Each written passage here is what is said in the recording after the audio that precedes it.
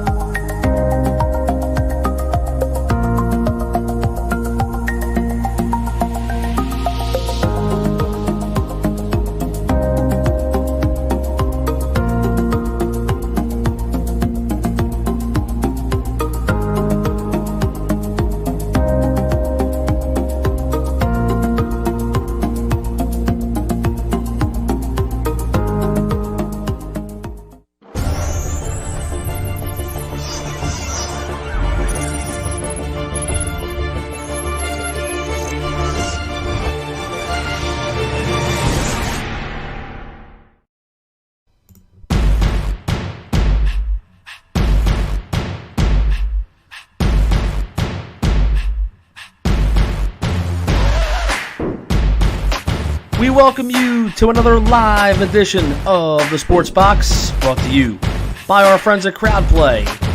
Download the free CrowdPlay app today and use the box at sign up for 10 points. And here we go. Well, good evening, everyone, and welcome to the show that absolutely positively will not be signing Gerald McCoy in the offseason, only from the Sports Box Network. I am Hamilton Mike Galletta, along with my partner in crime and financially sound player out of both of us, Brian the Ranger Attard, and this is Highly Opinionated. Brian, how are you? Are you calling me affluent or something? Maybe. I do. Action-packed show tonight, guys. We are in the South of both divisions, and yes. I am a Bucs fan. So dirty South. We will go heavy on the Bucs tonight. I'm just kidding. So yeah, you're gonna get all kinds of moist at some point. I might. This I'm aware of already. I might get a little moist. I might. Yeah, I know. Yeah, not as moist as you did when the Rangers got the first pick. So. Actually, no, I don't need to say it. I don't need to say it again. Please. I actually don't. I did some change. I actually don't have it on this. Thank God. I don't need for to now. say it. I'll be changing that soon. But yeah, guys, listen, welcome to the show tonight. We're previewing the NFC South, the AFC South. I want to give a shout out to our friends over at CrowdPlay. Check out the CrowdPlay app. It is free to download. It is through the Apple App Store, Google Play. You can basically guess what's going to happen in pro sports, fantasy sports, esports, the whole nine, and you can win cash and prizes, and it's totally free. There is no catch. Check it out. Use our code THEBOX at sign up, all caps. You'll get 10 points to get going with. Absolutely. Should be a fun night. So where are we going to start, Brian? You're the division guy when we start. Listen, I think, a really interesting team to start with would be the Houston Texans because as we know, baby, here, listen, there's Chris. Chris is getting ready. Chris is getting ready for when we talk a little Bucs football. Right. But yes, so let's get to talking about the Houston Texans. Mike, the Houston Texans were 10-6 last year. They were number 1 in the NFC South. Yep. And you'll remember that they lost that game against the Chiefs where I'm pretty sure they were up 21-0, if not more than that. And they found a way to lose that game to the eventual Super Bowl champions. So problems. They were 14th in points offensively, 14th in total offense, 15th in passing, 9th on the run. Defensively, though, not as stout. They were only 14th in points against. However, Mike, 28th in total defense, 29th against the pass, and 25th against the rush. Not good. Interesting additions, though, this offseason. We're going to talk a lot about this. They added David Johnson from Arizona in a trade involving DeAndre Hopkins, which we will probably discuss at length. Yeah, how did that work out? We'll talk about it. They added Brandon Cooks, the former Ram wide receiver, Randall Cobb over from Dallas, and one of your friends, Vernon Hargraves, somebody you know very well, And obviously, two big names they lost. DeAndre Hopkins is gone, so is Carlos Hyde. They did not have a first-round pick. So, Mike, the first thing that we need to talk about here very clearly is the DeAndre Hopkins trade, because this sets up everything for this team. Yep. And I didn't like it. Gee, you think? If you had I'm kind of brain in your head, or if you had two eyes popping out of your freaking head, you probably didn't like this trade at all. I mean, I don't know what you're thinking trading a top 2 receiver in the league for a guy who consistently can't stay healthy. And that's what they're going to run into again this year, I think, with David Johnson. I mean, here's a guy who's a good runner when he's healthy, but he's not healthy. He's never 100%. I can't remember the last year he's had a full season and really dominated the league. I mean, every year, Brian, he's in fantasy leagues, he goes high. He's touted as maybe an MVP candidate. He's always going to have a monster year. He's going to break out, whatever. And he can't stay healthy. So I don't know why you're giving up. You know, I mean, they lost Carlos Hyde, who I think played pretty decent for them, who wasn't, an outstanding back, but he was good back for them. Mm-hmm. Lamar Miller's gone. Yeah, I mean, I don't know. But I just go back to this, right? So, Mike, I'm on this show every week. If you know me, I don't give a shit about running backs. I don't think that you should be investing high picks, dollars into these guys. And really, David Johnson's been a shell of himself after he signed that deal. Yep. I just don't understand what's in this for Houston. And, Bill O'Brien's a complete idiot. And this is nothing that's new to anybody watching this show. It's not even close. Not even close. They got bent over a barrel here. I don't think there's any other way to talk about it, because whether you thought you could sign DeAndre Hopkins or not, you figure out how to do it. You don't let these elite guys go away. No. And especially him. You replace him with Brandon Cooks. Now, I don't dislike Brandon Cooks. I mean, he's one hit away from going on, basically becoming a vegetable the way things go in his career. But I mean, if he's going to play that Hopkins role, I don't think that that's going to be ideal.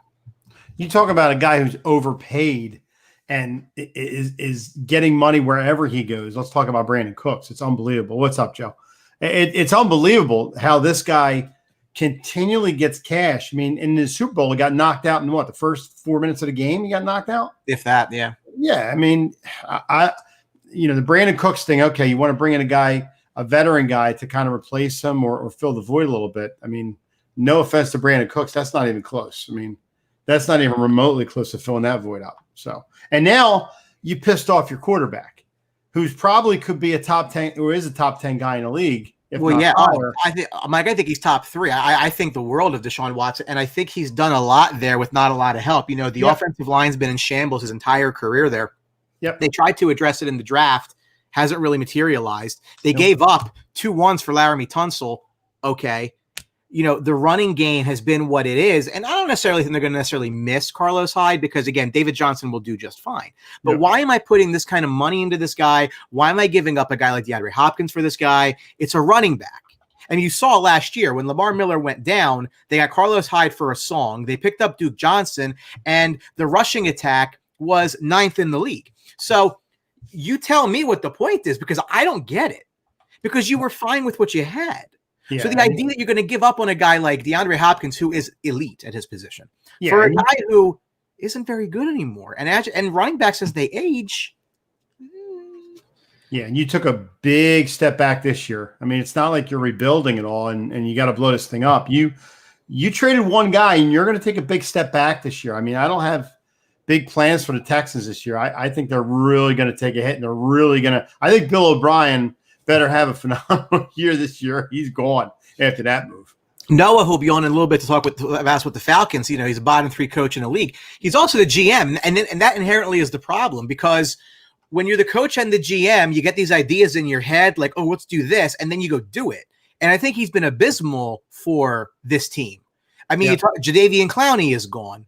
Yep. Didn't get anything for this trade. I don't really see it, Mike. And, it's a division where I think every team has a 2 other teams have a legitimate shot of winning it. I'm not really that in on the Jags right now, which I agree. I think this is one of those tighter divisions that people really don't look at. I mean, this division's it was up for grabs last year. It really was, because Tennessee really shocked a lot of people in the way they played and made a big surge to the front. Indianapolis even played well with the way they played. Nobody thought, they were going to do anything with that quarterback once Luck retired or got out of there. So, yeah, I think this division is a good division, but yeah, the Texans, I don't see any kind of improvement when you make a move like that, getting rid of a guy and bringing in a guy who's got health issues. I just don't see. I don't like that at all. But and again, Watson's got 2 years left on his deal. McCoy, I just caught that. Matt Jenkins says your backdrop needs some decor. Looks like a doctor's office. No, that's all right. Well, yeah, take your temperature. Oh, I'm good. If I'm Deshaun, well, listen, obviously they're going to do their best. He's not going to go anywhere, but you got to think about this. If you're him, you haven't gotten offensive protection from the line. They keep giving away your best receivers. I like Will Fuller. Will Fuller's also another guy who can't stay healthy. If Cooks and Fuller both go down, what are you left with there? I think Kenny Stills might still be there. I don't even know. And yeah. Boy, you put a lot of hope in Kenny Stills. That's comforting. Yeah, no, I completely. I don't know. We'll take a look at their schedule as soon as I load that up and take some of this stuff down. Yeah, I can't wait to see this. Do you know they're over under, by the way? I don't. You know what? That's actually a good idea. Let me go get that.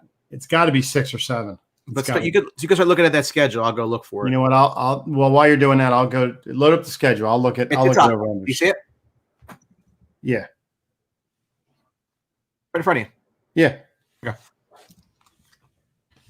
NFL over under win totals. Okay, you're getting that. I'll get that. Yeah, so let's see. The Houston Texans over under is 7.5.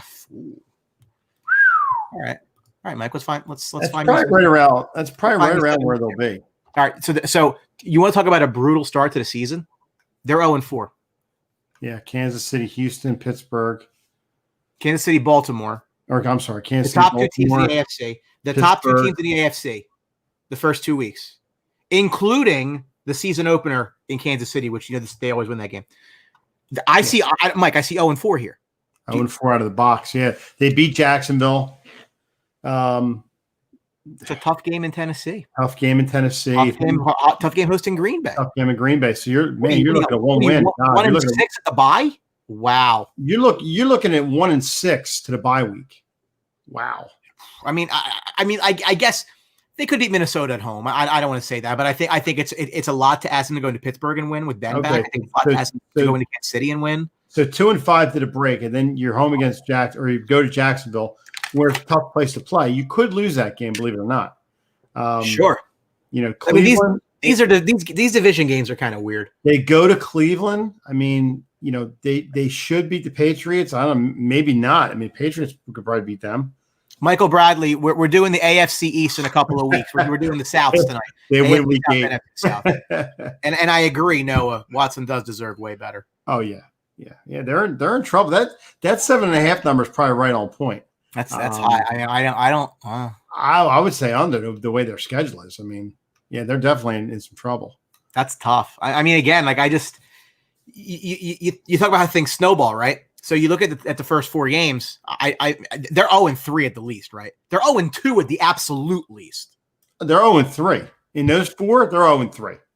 They're going to be 0-3. They're going to win one of those games. You got the game they could win is the Minnesota game. That's the game they could win. So it's like I'm saying is at work. I think best case scenario, you're maybe 1-2. Brian, they're not beating Kansas City. They're not beating Baltimore. And I agree. You think they're beating Pittsburgh with that defense in Pittsburgh? Well, see, here's what I was saying though. If they start out really slow, and then it just kind of does one of these where everything falls out of control. Oh. Because then Bill O'Brien's a mad scientist, right? Total moron. So then what's he do?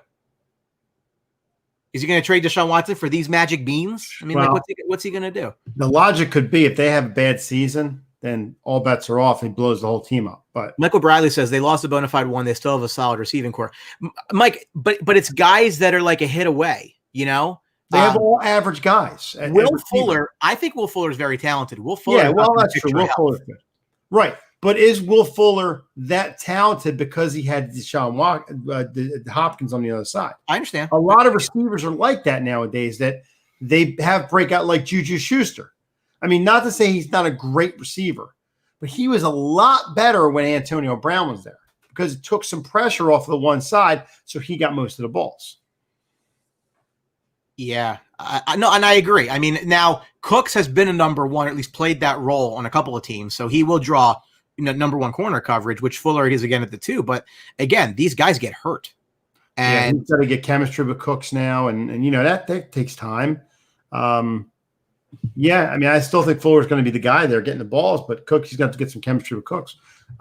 I think they're going to take a step back this year. They're not going to be the same Houston team they were last year, especially in the running back position. I mean, you got to hope they stay healthy. They lost a running back in Hyde. I thought it wasn't bad for them. I mean, he might not have been a monster runner, but I think he was fine. And I don't dislike Duke Johnson, but he's just a complimentary guy. Michael Bradley, Jordan Thomas, a solid tight end. Get David Johnson, who if he's ever healthy, is solid. But that's Mike. That's the thing too. We keep talking about these guys on this team. If he's healthy, right. And guys haven't been healthy. And again, like, I'm not a running back guy. The idea that you're paying David Johnson, I'm going to go find out exactly what they're paying him too. Well, and Brian, look at the preseason so far. I mean, these guys are in, technically in preseason right now, and they're not playing, but guys are getting hurt. There's a lot of guys getting hurt right now. I'm loading up Houston's payroll here. I mean, David Johnson was not cheap. No, well, that's why David Johnson has an $11 million cap hit this year, his 4th highest on the team. So, ouch. See, and again, like, you're telling me you don't have money for Hopkins. I don't buy that. No, I don't buy that. No, and they can't even sell you that they weren't gonna sign him when he was up, because he was probably going to be one of the top paid 3 wide receivers in the league. But yeah, they don't have any big name guys on their team. I mean, that are making that much money. Maybe a couple here and there, but not as much as other teams. Yeah, I mean, for me, I listen. I love Deshaun Watson. I firmly use it. He's the top 3 quarterback in the league. I don't know if he can be that magic. I mean, Russ is that magic for Seattle, but I just don't. I think they probably this division last year, and I don't think they're going to win it again. No, I think they're going to end up 3rd in the division this year, because I think Jacksonville's going to be putrid. Yes, it's his first team. Yeah, so. I think they could be 3rd. And then listen, it's a kind of a competitive division, but I just don't think Jacksonville's going to be that good this year. So I think Jacksonville could be the 4th place team in this division. But I think they're going to be 4th. They're going to be behind Tennessee, and they're going to be behind the Colts. They're going to get better this year. So I guess this team might see again. No, not even that. I don't think. No, they're not getting in the playoffs. I don't think they're a playoff team this year. Onward and upward to one of the surprise teams in this division last year, which was the Tennessee Titans. And I want to bring on one of our favorites in Outside the Box, Tennessee Titans fan from here in New Jersey, which, listen, they're tough to find. Kind of like Bucs fans. Right. Alan Merlino, sir, welcome to the show. What's up, Alan? Thanks, guys. How you guys doing? Good. Doing well. Listen, I mean, who's doing better than you? Your team came out of nowhere to real excited. Maybe me. I got Brady. That's true. Yeah, but you didn't. But you're half a fraud because you didn't like that when it happened. Oh, here we go. I'm half a fraud. But you didn't. We're gonna go through this again. Wait till we get to the Bucs. I'll explain it to you. Yeah, that's fine. Moistness from here. All right, Tennessee Titans 9-7 a year ago, 2nd place in the division. It got them a wild card. Couple of shocking wins in New England and in Baltimore to take down the mighty Ravens, puts them in a championship game in Kansas City, and that is where they fell. Kansas City went on to win the Super Bowl. Offensively, they were 10th in points, 12th in total offense, 21st in passing, which shouldn't surprise you, and 3rd in rushing, which shouldn't surprise you. Defensively, though, we always think there's a stout defense in Tennessee, and these numbers don't really add up for that, at least not right now. They were 21st against in points, 21st in total D, 24th against the pass, 12th against the run. They did add Vic Beasley from Atlanta. They did lose Delaney Walker, which they let him go because time catches up with everybody. Yeah. Deion Lewis was let go, and they traded Jarrell Casey.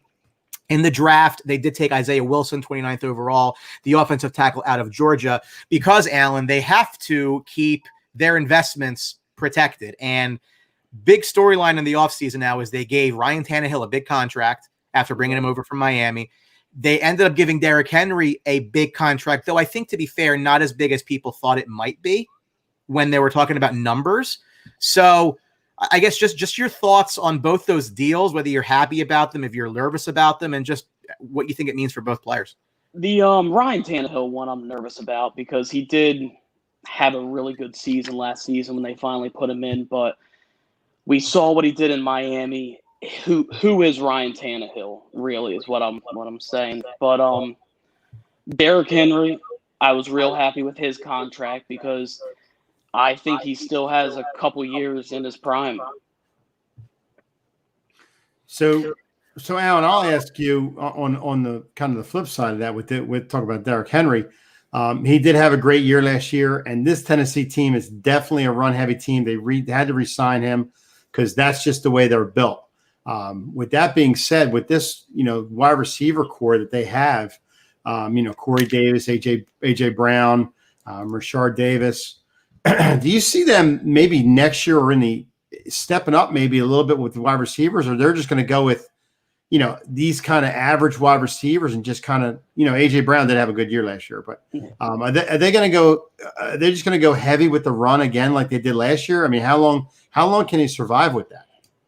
I think they'll still always be based around the run, but I actually see AJ Brown. I think he could have a chance to be an up and coming star. Like he really showed in his rookie season that he has a lot of skills.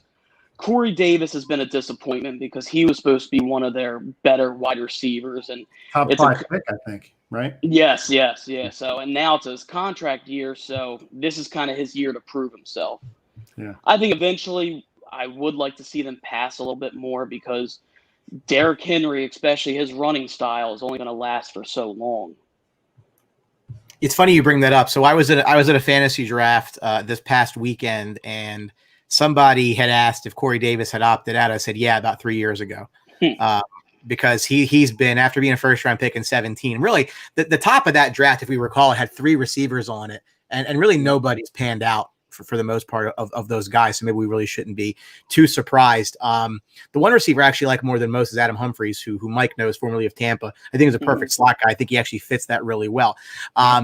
And if you remember many moons ago when Henry got drafted, as a Cowboy fan, I was clamoring and screaming for anybody who would listen to me to take Ramsey at 4 and Henry in the second round, which, as we all seen, probably would have worked out swimmingly for the Dallas Cowboys. Didn't really go that way. My concern with Derrick Henry is you think back to the first couple of years in the league, he was kind of that duo with DeMarco Murray at times. Like they haven't really relied on him. But then last year they gave him the rock, and he did a phenomenal job with it. But having said that, we always talk about these guys when they get that kind of work. What does it relate to the year after? And I was trying to find how many carries he had last year, but knowing that they are a run heavy team, Ryan Tannehill was like number 60. He had 303 carries last year, which is a big jump from 215 the year before. Ryan Tannehill was like number 62 on the best top 100 NFL players. And I don't have any idea why, because he doesn't do anything. He takes the ball and he goes like this and he hands it off to Derrick Henry, who runs very hard at people and pretty much knocks them over and kills them. But like they don't pass the ball. I mean, I don't even know how AJ Brown got his numbers because they don't really pass the ball. And I agree with you. I don't think that they can do what they did last year on the run and be as successful as they were. Yes, because Ryan Tannehill is a better upgrade than Mariota. But like you said, Derrick Henry can only run the ball so many times, and I don't even know if that 303, if that is even counting as playoff rushes, because it's not. It's just regular season. Their first two playoff games, that's all they did. I think Ryan Tannehill had maybe 70 passing yards in one of the games. Yeah. So they definitely do need to open it up in the air more. It's always going to be around Derrick Henry running the ball, but they need to at least show that they could throw the ball also. Yeah, and with that being said, I think Tennessee's built to grind the play out where they go on these long monster drives. They take up, 9-10 minutes of the clock or 8 or 9 minutes of the clock. But I wanted to talk about the secondary a little bit because I think they're in a good spot with the secondary. I mean, besides Jonathan Joseph, who's been, Father Time is catching up to him. This secondary is really young, and they really have started to play together, I think, with some continuity. I think secondary help in defensive, they're going to be a threat to throw on. I mean, you're really going to have a hard time, throwing on Tennessee. Do you agree with that? I agree, especially with Kevin Byard and this playing safety. Adoree Jackson finally is proving his worth somewhat, because his rookie year and his second year, he's kind of was struggling a little bit, but he's starting to come around. Yeah, I mean, even Malcolm Butler's only been in the league 7 years, and Malcolm Butler's kind of a veteran guy that can anchor him back there and still play with the best of them. So, one of my favorite draft picks in the whole draft was when they picked up Christian Fulton in the second round, because I had him pegged as a mid to late first round guy. So I thought the value was superb that he fell to them in the second round. And they are built, to your point, Mike, they're building quite a secondary, because you talk about adding Malcolm Butler, who is a big ticket free agent, but that's, you got to spend somewhere. Adoree Jackson on the other side. I mean, really, they're very deep at corner. And I think that will serve them well, against some of these AFC teams that like to air it out, like the Kansas City Chiefs, as an example. But they are a little thin, I do think, at receiver, only because I don't think Corey Davis is going to be there past this season. I don't think his option was picked up, nor should it have been, because he was terrible. Yeah. But yeah, I wouldn't be surprised to see them, active in the free agent market if anybody gets cut, to kind of fortify that. But having said that, again, he doesn't throw the ball that much. No. So well, I think with the money they gave Henry and the money they gave Tannehill and some other guys sprinkled in there, you're going to have to make some moves next year that, you're not going to maybe let a lot of guys go, but I think Corey Davis is a guy that could be let go because of cap money, because I think he is going to have a somewhat decent year. Guys in their last year always seem to have a better year for whatever reason, like a switch. Yeah, that contract year, trying to make the money. Yep. Straight cash. So that he could be a cap casualty, and they could get rid of him. I mean, if they're going to pick up a guy or draft somebody in the offseason, there's a guy that, like you said, Al, has been a disappointment and not worth the money he's been brought in for. Yeah. So you see the schedule there. 1 second, because my computer is loading up a window. I don't understand why it's doing that. It's technology, right? Where am I? Sorry about that. So they start off with the Monday night game in Denver. We just got done talking about the brutal start to the season that Houston had. I think this actually kind of, for Tennessee, I don't think you can be really too upset with at least the start, because there's really two very winnable games to start. Denver is an up and down team, depending who you like. Some people like them, some people don't. I'm bullish, but I think they're better, but they end up with the same record kind of type thing, because then the schedule gets harder. Obviously, I think you can beat Jacksonville, because I think Jacksonville stinks. So if you start 2-0, you got a home game, an away game in Minnesota might be a little tough, but you get Pittsburgh off of the Houston game, and they're a little home cooking. You get 3 in a row at home. I mean, that's nice. Right. I mean, that's actually really nice. I mean, they don't really have Tennessee doesn't really have like a long road stretch by any means, this season. Now, I think they better get the wins early, because I think those last 2 games are going to be tough. I think going to Green Bay is going to be very difficult. Houston, will see if they're even in it at that point. The over-under for Tennessee this year is 8.5. They won 9 last year, which is probably why it's 8.5. Yeah. I think they're right there again. Yeah, I was going to say that's 8-8, 9-7. I kind of like the over a little bit if they win early. I like the over in that. I mean, I think they can get the wild card. I definitely think they can get the wild card. Yeah, John Stark's talking about the salary cap. They're supposed to have $16 million cap space to work with in 21 before making any cuts or restructures. I mean, again, they weren't really up against the cap to begin with. They were many years ago, and they had to go through cap hell to get out of it. But I think right now they're kind of okay. I mean, Alan, believe me, not to knock the Tennessee Titans. You got to agree. A lot of things went right for them last year. I mean, they really absolutely the moons aligned, and I'm not saying they could ever do that again, but everything started to fall for them right last year. So for them to do the same thing they did last year, the way they're set up, I don't know if they can do that, but I do think they get in the playoffs. I do think they end up at least number 2. Yes, not winning the division. I think the division, it's really between them and the Colts. I don't see the Jaguars doing anything. Nope.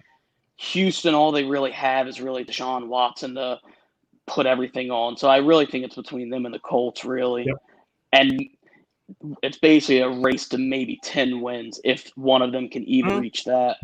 10 wins, you win a division, I think. Yeah. Vrabel kind of lost me in that London game where he went for 2 for no reason. I thought you could just go, and maybe I kind of wrote him off, but I mean, I got to give the guy some credit. I mean, he did coach this team, which I mean, I'm not going to lie here. I picked them to lose, every game that they won in the playoffs. Oh, so, of course, yeah. There's the reality of it. And it just, but they win, and you got to give them full credit for it.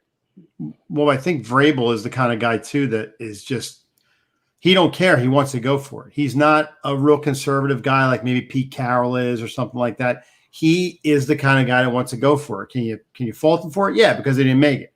He makes it. Everybody loves him.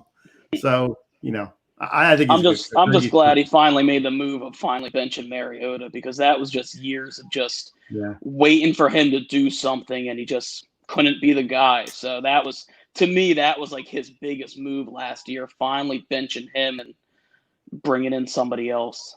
But it's the kind of the same thing with the Bucs had with Winston, is like when you put that high of a pick into a guy, like you give them so much leash. Yes. Because you don't want your organization to look like idiots. You just don't want to be wrong. Like you took a very high pick and put it into this guy to be the face of your team. And when it doesn't work, it doesn't work. And like teams just, I mean, you look around the league again, Tampa had Brady fell in their laps. Tennessee got kind of lucked out that Miami walked away from Tannehill, although I don't think he's very good. I'm not going to change my opinion on that. I agree with that. I don't think they win because of Ryan Tannehill. I think they win because the guy doesn't turn the ball over, and maybe that's a formula that works. It's not really what I want, but if you have Derrick Henry, you have Derrick Henry. But then again, how long does that last? Yes. Yeah. I mean, Trent Dilfer was one of the worst quarterbacks in to ever win a Super Bowl, and he didn't throw for all these yards in games. He just didn't make mistakes. I mean, he just didn't ruin it for him. And that's the way Tannehill is. I think Tannehill is good for the Titans because, like Brian said, he doesn't make mistakes. He doesn't turn the ball over a lot, and they're a run happy team. They got a running back who's a horse, but I just don't know when that runs out. I mean, Henry's he's gonna take a beat and he's gonna get a ton of carries. I mean, Brian, what did we say? He got over 350 carries last year? Over 300 carries last year. 303 to be exact. For a guy that big. Yeah. It catches up to everybody. Like all those hits that he takes, the way his running style, it's going to catch up to him. Yeah. Yeah. So when we look at this team at the end of the season, are they a playoff team, and B, do they get back to where it fell off last year? I think they could definitely squeak into the playoffs. Do they make it to the AFC Championship? I don't know if they can make it that far this year. Like you said, a lot of things fell right for them. Yeah. They saw the end of Tom Brady. They figured out Lamar Jackson for just long enough in that game to win that. So I definitely think they make the playoffs. Do they go for a long playoff run? I don't know. If things fall right again for them, maybe. Yeah, I think they get in the playoffs. I don't think they go to, like you said, the championship. I don't think they make a run like that again, but I definitely think they get at least a wild card, and if not, win a division. It's going to be close. It really is. That 8.5 number, I kind of like the over a little bit. I think they do get 9 wins, but it's just a matter if they get 10 to win a division. If they win early. You're talking about going to over 8.5 by the slimmest of margins. Like you can't feel good about that. That's why the bookies make their money. There you go. Alan, listen, we appreciate you coming on. If news breaks with Tennessee this year, we'll sure have you on again and talk a little Titans ball with you. I got Alan, you. thank you. Thanks for having me, guys. Absolutely. Alan Merlino talking about Tennessee. Listen, and I agree with a lot of what he said. And you just look at the quarterbacks, right? Like there's guys, the quarterbacks that are like the reasons their team win, right? Seattle, Baltimore. I mean, you can go down the line. It ain't that way in Tennessee. And I think that they could do so much better with like a better quarterback. Well, I don't think Tannehill kills them. I mean, I think he's okay. No, I don't think he does either, but I don't think he's the reason they do anything. Well, he'll be the reason of something, Brian, if they have to start throwing the ball. If he has to start slinging the ball around and moving them down the field by himself, then they're in trouble. But as long as they have Derrick Henry back there running and getting yards like he did last year, here and there, and dink and dunking to Adam Humphries and maybe a pass here and there to Brown and stuff like that, they're fine. They're fine. So we'll swap over to the NFC side of things and go from a team where, in a team like Tennessee, where the quarterback does very little and they still find ways to win, to a team where the quarterback does so much and the team still finds ways to lose. And that would be the Atlanta Falcons. So I would like to welcome to the show friend of mine from our friends over at the Sport Life Uncensored group, Noah. I hope I'm pronouncing this. It's Diebler, correct? It's not Diebler. It was Diebler. No, it is Diebler. Diebler. It was a coin flip, and I got it. What's up, Noah? How are you? I'm good, man. You? Good. Welcome into the Highly Opinionated Show. You're in my division now, baby. Thanks for having me. I'm ready to talk about the Falcons and hopefully not rage too much doing it. So let it out. Yeah, I'm ready.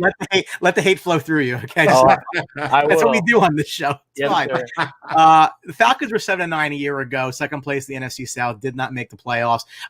Pretty good offensively, at least through the air. They were 13th in points, 5th in total offense, and we mentioned quarterback does a lot in Atlanta. They were 3rd through the air, 30th on the ground. Probably not much of a surprise you remember Falcons games, but there might be a reason for that, which we'll talk about. Defensively, I think their numbers were kind of weird and kind of not too indicative because actually only 10th in points against, but they were 20th in total defense. I guess a lot of bend, not break. They were easy to pass on, 22nd against the pass and 15th against the run. Some really high profile additions also this offseason. Now, probably the biggest one is Todd Gurley, the former Ram running back. Finds his way on a 1-year deal with the Falcons, replacing Devontae Freeman, who was let go. Hayden Hurst, the tight end from Baltimore, was traded there, which I think is a very shrewd pickup. We'll talk about that. They lost Austin Hooper to Cleveland in free agency, probably why. Dante Fowler was brought in, the former Jag, the former Rand, to play defensive end.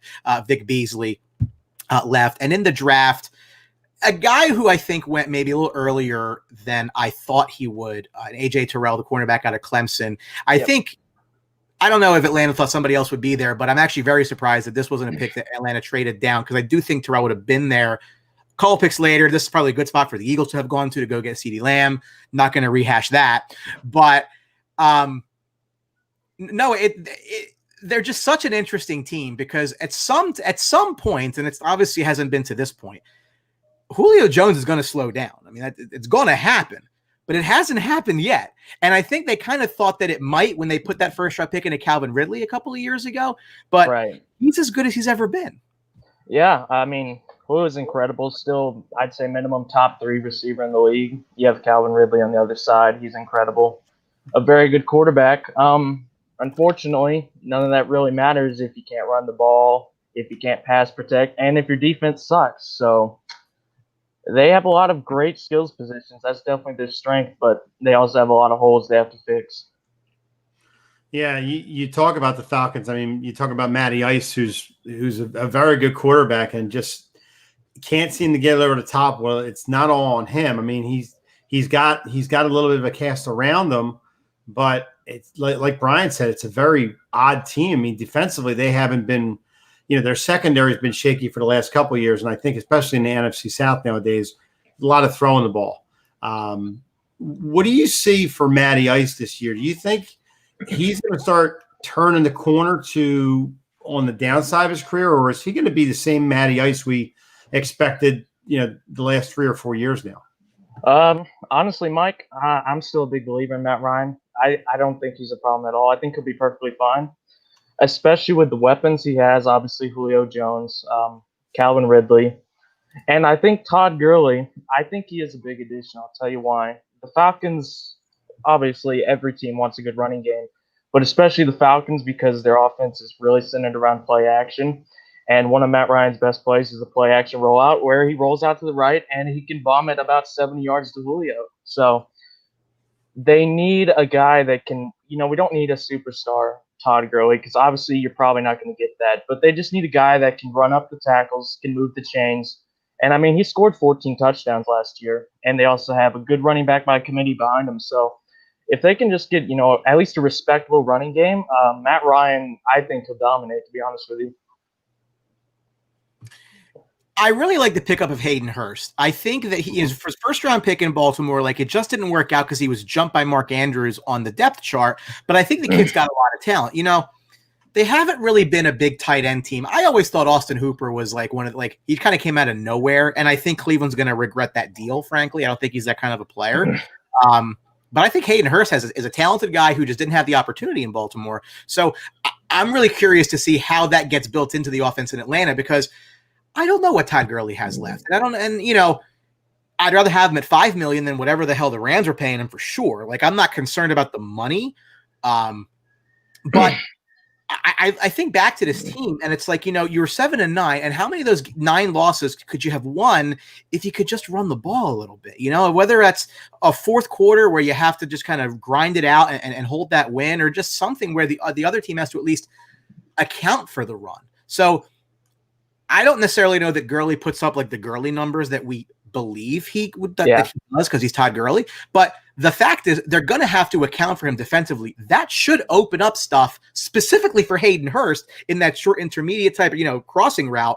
But I think the world of Calvin Ridley, and I think he's the next, like one of these next guys who is going to really flourish. And I always talk about these teams like, oh well, what if the number 1 receiver gets hurt? Can the number 2 face number 1 coverage? I think Ridley can. Yes, he can. I was very concerned about like Juju after Antonio Brown left. He kind of had an okay year, not like a great year, but part of that was true. I'm not concerned at all about Calvin Ridley going up against any cornerbacks in the league. And going back to what you said about Hayden Hurst, Brian, basically what that was the Falcons, they loved Austin Hooper. He's a great player, but what it came down to was you're up against the cap. He wants upwards of $10 million, and that's what he got. He got 4 years, $44 million from Cleveland. So what it was basically was, we're going to take this guy from Baltimore who is talented, but he's buried behind one of the best tight ends in the NFL, probably top 5, Mark Andrews, who's an absolute beast. And he's a good blocker, which is important because obviously our offensive line isn't great, so a good blocking tight end could help. And considering he was buried on the depth chart, I mean, we still haven't seen his full potential, so he could definitely break out. And basically what it came down to was the Falcons had 2 second-round picks. They thought they could get rid of one of them in exchange for a tight end that cost about $8 million less than the one they would have had to pay to keep Austin Hooper. And, it's not a tight end-centric offense. They've had good tight ends, obviously Tony Gonzalez. I was a big fan of Jacob Tamme when he was here as well.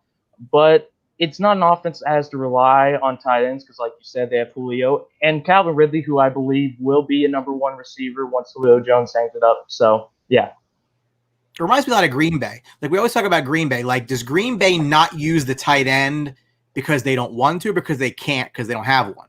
We always talk about, like, and Atlanta's kind of that same way. Like, because they don't really feature it that much, is it because there hasn't really been a guy that you trust to have that role, or just because you don't want to put money into it because you don't use it anyway? So, I mean, Green Bay I'm curious. I think Hurts can do well. Yeah, Green Bay hasn't had a tight end since Jermichael Finley. How long ago was that? Yeah. It's been a while. Well, I think Austin Hooper, I think he was a very good player. I actually was a fan of him from the very start, even when he was a rookie and a backup. I wish him all the best, but that much money for a tight end when you're already up against the cap, it's just no. Algie Crumpler. That's a good reference. That's a good one. We should start keeping score. That's +1 from Michael Bradley, the Algie Crumpler reference. They're in an interesting division, which we're obviously going to break down every team, but yes, it's quarterback heavy division, but it's also a division where there seems to be a different team at the top more years than not.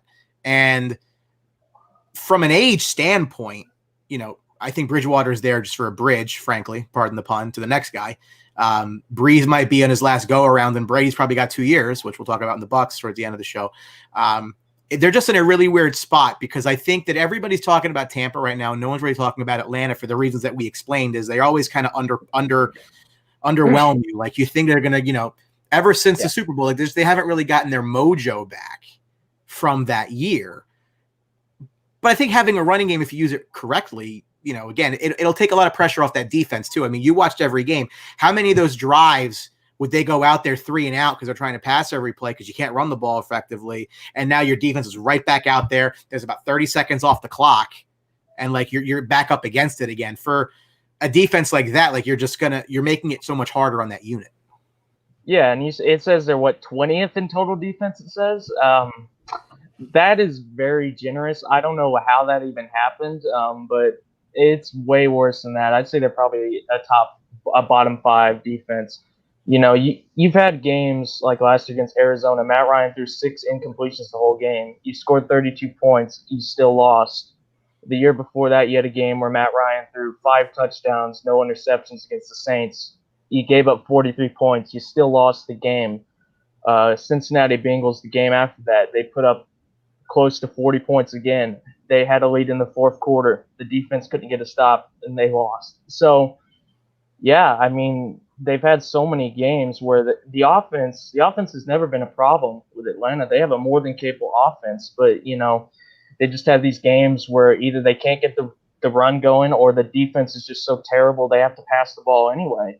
And, Matt Ryan's a very good quarterback, but if you have a below-average offensive line and they know you're passing every play, they're going to start teeing off. And there's a reason he's been sacked 90 times the last 2 seasons. So, yeah. So no, my last question to you is a defense. You look at that side of the ball, and they've may have started the rebuilding process of bringing that back because Vic Beasley's gone and things like that. But you got a lot of guys on that defense that are under 5 to 6 years in the league now. Is that to you comforting that this team, young guys are going to be together for a while, or is it the other way, saying that they don't have any chemistry yet together? It's going to take a couple years to get this thing rolling. To be honest with you, Mike, I've tried to be optimistic the past 2 seasons. I had us making the playoffs last 2 years, but after what I've seen, I'm kind of the mindset that I'll believe it when I see it. I think getting rid of Vic Beasley was a good move. Other than that one really good year he had, I've always thought he's been a bit overrated. I like him, but you look at the stats, and it says he has 8 sacks last year. That's really misleading. I'd say 2 or 3 of those were coverage sacks, which is very rare for our defense, but they were coverage sacks. And a lot of the others were Grady Jarrett, who's a fantastic defensive tackle. He wins up the middle. The quarterback has to move to the side right into Vic Beasley. It's not really him doing anything. I think Dante Fowler is a good move. And I know a lot of people will say when they talk about him, oh, well, he was playing alongside Aaron Donald. But, I mean, Grady Jarrett is no slouch to play alongside either. It's not like he has to be a premier, this is our pass rusher right here. He just has to do his job, basically. And looking at my biggest concern here is the secondary, and I'll tell you why. They cut Desmond Trufant. I wasn't the biggest fan of Desmond Trufant. I think he was inconsistent at times. I think he was a little overrated. But at the same time, I do think he was a good, respectable number 1 corner. And to cut him with 1 year left on his contract when you're already up against the cap and you replace him with an unproven rookie in A.J. Terrell, who is, I'd say at best, polarizing among the draft pundits, you're relying a lot on rookie or very young cornerbacks to guard receivers like Michael Thomas, Mike Evans, Chris Godwin, Robbie Anderson, and DJ Moore. So, and not to mention Keanu Neal has missed the last 2 seasons with a torn ACL and Achilles. So that's a lot of pressure to put on the rookies. And I love Deion Jones. I think the linebacker is actually our biggest strength. But if they don't have anybody to cover these receivers, it doesn't matter, really. Right. A couple comments coming in. Mike Bradley wants me to ask you how you feel about Noah Quinn. How you feel about Dan Quinn? I hate Dan Quinn. I don't know why we kept him. You had Dan Quinn on a couple weeks ago. Oh, I did. No, different Dan Quinn. And I asked you, I feel like he's a hockey player. Just probably better football coach too. Sean Suggs wants to know who's going to be the Falcons' left guard. Seems like stiff competition so far. He thinks Carpenter wins it because he's the veteran. Any thoughts on that? Yeah, I think James Carpenter will win it. The guards, it's been a competition. Obviously Jake Matthews, I think he's a good left tackle. You have Alex Mack.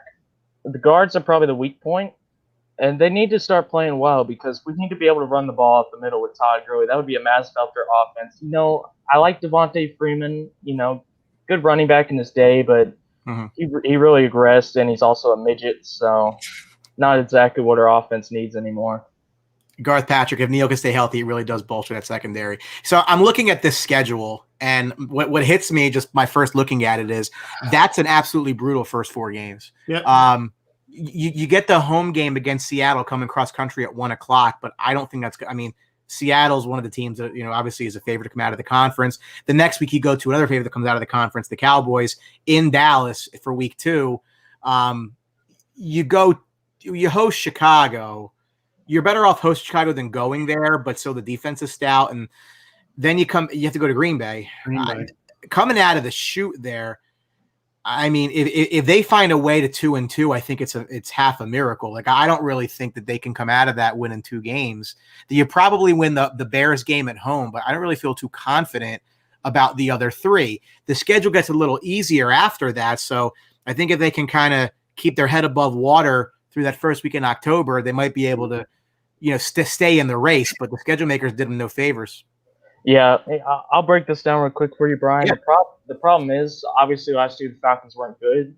They went 7-9, but they still finished second in the division, which means they have to play the other second-placed NFC teams. So that's a lot of tough competition. You're talking the NFC North. Green Bay was in the NFC Championship last year. Minnesota made the playoffs.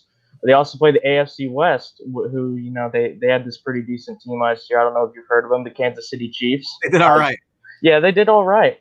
So let me just I can just break this down week by week. Okay. Seattle, obviously Seattle's the better team. I think Atlanta has played pretty well against Seattle. Last year they had Matt Schaub against Seattle, and I believe they only lost by 7 or 8. But obviously, if we're going by a talent perspective, you've got to give an edge to Seattle there. And upsets can happen, but I'd probably pick Seattle in that game. Dallas on paper has a very good roster, definitely better than ours. The problem is the guy at quarterback. So there you go. Listen, you're preaching to the choir. You can stay on that for as long as you like. He's not that bad, but whatever. Okay. Where was I? Oh yeah, Chicago.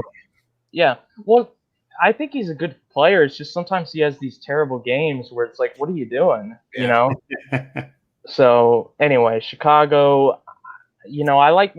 I liked Mitch in 2018, but he really took some steps back last year. They have a great defense, but I mean, if we're talking a game where it's Matt Ryan versus Mitchell Trubisky, I'd probably take Matt Ryan at home there. So I think you're looking at maybe 1-2, maybe 2-1 at away at Green Bay. That's a loss. I mean, Atlanta has done well against Green Bay in the past few years, but I mean, they're just a great team anyway. And that's a really tough environment to go into. And going back to the corners, you've got these inexperienced cornerbacks going against Aaron freaking Rodgers. So that's not good. Not a recipe for success, no. Although they are a little short at receiver, Green Bay is. Yeah. But like I said, after the first 4 games, it does open up a little bit. Minnesota's not, I think we believe their defense will be better than it really is. Kirk Cousins is also half a fraud. The Lions is a winnable game. Panthers is a winnable game. Broncos is a winnable game. They go into their bye. They get a couple home games. They got New Orleans 2 in 3 weeks, which I'm sure they'll probably split. I mean, I can't imagine that. It's how the South is. Always weird teams find ways to win those games a lot. And I think if you're looking for wins prior to the last 2 weeks, it's going to be hard. I think it's hardest if they're going to go into Kansas City and win. And I think the Bucs may need that game. And then it's Tom Brady at home for the chance possibly to win the division or go to the playoffs. It's going to be a house of horrors the last 3 weeks of the year. Yeah, says the Bucs. Yeah. Go ahead. I was going to say the over-under for them, I was just looking, is 7.5. So kind of roughly what they were last year. What's your optimism outlook give you? Well, if I'm being completely optimistic, if the team comes together, if Todd Gurley is good, if the defense isn't complete trash, I think you're looking they could maybe compete for the lowest playoff seed. But realistically, after what I've seen the past 2 years, I'm looking at probably around 8-8 maybe. You're looking at this October. They can beat the Panthers. The Falcons have a very good record against the Panthers. Minnesota, you can say they're not a good team, but the fact is, in the past decade, Minnesota has absolutely owned us. So that's going to be a tough game.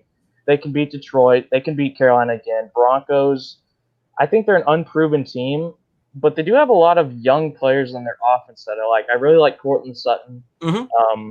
They drafted KJ Hamler, Jerry Jeudy. I think they have some good weapons there, and I'm a believer in Drew Lock. So, and then like you said, it is the South, and the Falcons and Saints are one of the best rivalries in the NFL. So I really can't see anything but a split there. If we get swept, I'm just going to be completely embarrassed and probably never show up again. So, yeah. And Mike, I don't know if you agree with this, but even when the Falcons were sweeping the Bucs when they had Jameis, a lot of the games were really close, and I think the record doesn't display how good that rivalry is. And now that they have Tom Brady, I really can't see anything other than a split here, to be honest with you. Well, I agree with you. I think what's going to happen is they're going to beat Atlanta in Atlanta, and the Bucs will lose at home.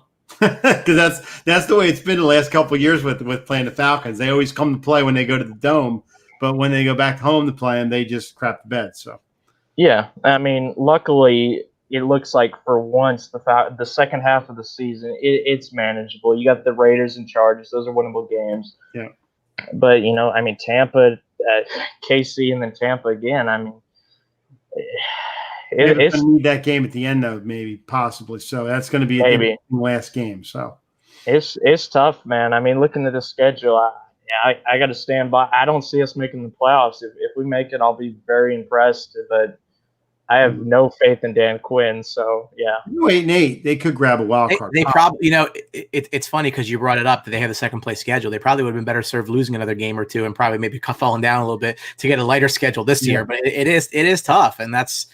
I guess it's relative success in the NFL. If you're 7-9 and get second place, yeah. And remember, Noah, teams have made the playoffs at 7-9 before, so it's possible. Yeah, the problem is the NFC is just so tough. The South is tough, yeah. And the South is very. Looking at the South, I'd say they're probably the third best team. I think New Orleans is still number 1, Tampa number 2. Carolina is number 4, but I still think they have potential for an upset. So the division in the conference is so tough. I'd love it if they could surprise and make the playoffs, but I thought that the last 2 years and they underachieved. So I'm just going to keep my head down and hopefully they surprise me. But until then, go ahead. My last question then, Matt Ryan's 35. So how many more – I know Brady's 42. I know that these guys play, later because of the way football, protects the quarterback. But, from your vantage point, you've watched his whole career. I mean, yeah. How many more years do you think we have of the Matt Ryan that we know? Well, if they don't start protecting him and if they don't do it soon, I think you could see him go on as soon as 2 or 3 years from now. I mean, he's already gotten a massive extension.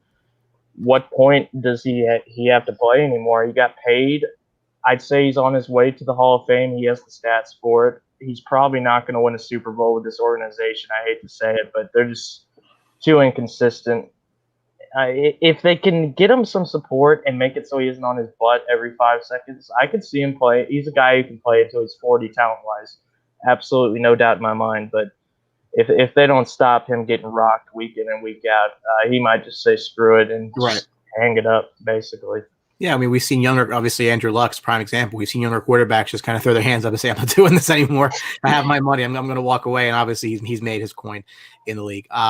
So again, I want to give special thanks to Noah for joining the show tonight. Check out Sport Life Uncensored, our friends over there. They run a real great groups, a lot of fun. So check those guys out. And Noah, as the season goes on, if something big happens down in Atlanta, we'll be sure to have you on to talk about it. I'll be glad to do it. Thanks, guys. Thanks for having me. I really appreciate it. Thanks, Mel. We'll talk about 15 and 16 during the year. Okay, man. See you, pal. Have a good night. Thanks, guys. Thanks, I appreciate it. And listen, a lot of his points are correct. I mean, it's a tough team to gauge because, again, I agree with him. I think the coaching is a problem. It's been a problem. Yeah. But I think he's on the hot seat this year. But Mike, I mean, the quarterback's 35 years old. Like at some point, yeah. Like how many times are you going to keep doing this? Like where you change up. I mean, like Matt Ryan's not the problem, right? No. But you've done nothing. He's a defensive guy, and that defense stinks. I mean, that's the problem. It's done nothing to help him. I mean, and that's the thing, right? So you've had Julio Jones all this time, elite career. You've had offensive help. You didn't do as much to address the line as you should have. Nope. Didn't get a tight end as much when you should have. Didn't address that defense when you should have. For a guy who's a defensive head coach. Yeah, so that's what I'm saying. That's where his mantra should be, is getting his defense in shape, but he hasn't done that. Now, in the offseason next year, in the draft, if you're the Falcons, do you go offensive line to keep Matty Ice's aging body up, or do you go with this defense who desperately needs to get resurfaced? Because they can't stop anybody. They get in shootouts. The only way they win games. Real quick, Brady Smith's asking about the Flyers and Carter Hart now, which is not a hockey show tonight, despite the fact I'm wearing my hat and T-shirt. What I will say, though, is Carter Hart's very good, but Montreal sucks offensively, so let's just – I was going to say, and listen, I'm a Flyers fan. I'm a big Flyers fan. I said the same thing. I know everybody's going gaga over the 2 playoff things, but the first game first shutout he had 23 saves, which shows that the young defense is doing their job, which is good. But the second one today, they won 2-0. Let's easy. Stop calling him Bernie Perrant and all this other stuff. It's okay. Let's enjoy the ride right now. See where this goes. Hey, it's round 1. I mean, obviously, we should get very excited about round 1. Right. We'll stay in the NFC South, and I'm going to make you wait. That's fine. I'm going to make you wait. Let's head on down to the Carolina Panthers. A really interesting team because they are a team that is in a bit of flux with a lot of changes going on, and we'll talk about that. They were 5-11 a year ago, 4th place in the NFC South, did not qualify for the playoffs as most 4th place teams don't tend to do. They were offensively not very good. No. 20th in points, 20th in total offense, 20th in passing, but 14th in rushing. Gee, I wonder why. Defensively, you can give him the ball 40 times a game. You don't even need receivers. It was, you know what's ironic, Mike? They were 2nd in points against last year in the whole league, and they were 5-11. Yeah, 23rd in total defense. Again, bend but not break. So they were in a red zone a lot, but didn't let up a lot of points. Yeah. 13th in passing or pass defense, 29th against the run.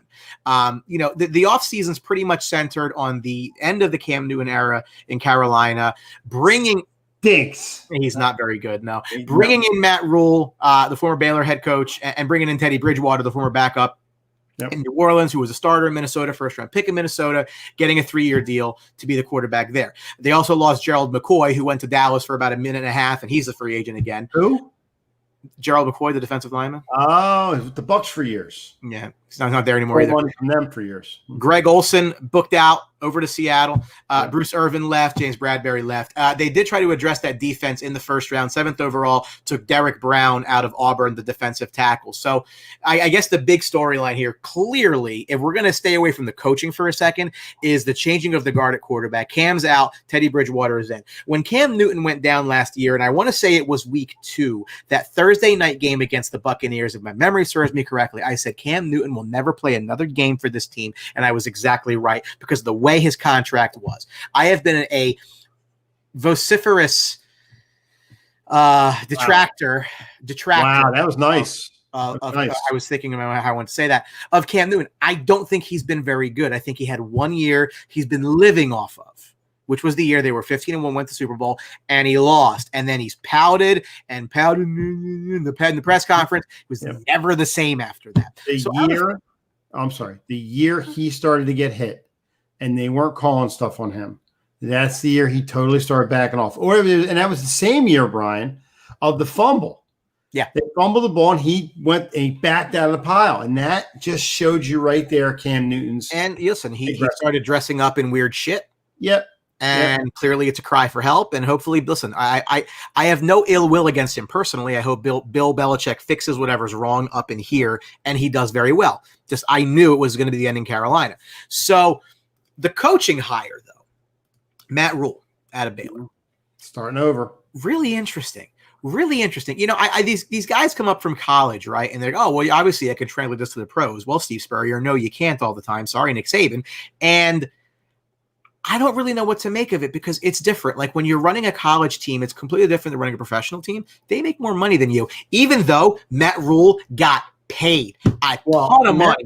Matt Rule got paid because we know in Philadelphia here, in the Philadelphia area, he went to Temple and took a Temple team that was okay to a bowl game and 2 bowl games.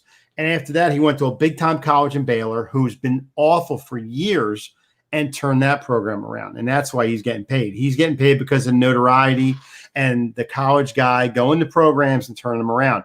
They're hoping that it transfers over to the NFL. But Brian, you and I know that when you go from college and you go to the pros, it's very tough to turn a team around, especially when in college they're saying yes sir, no sir.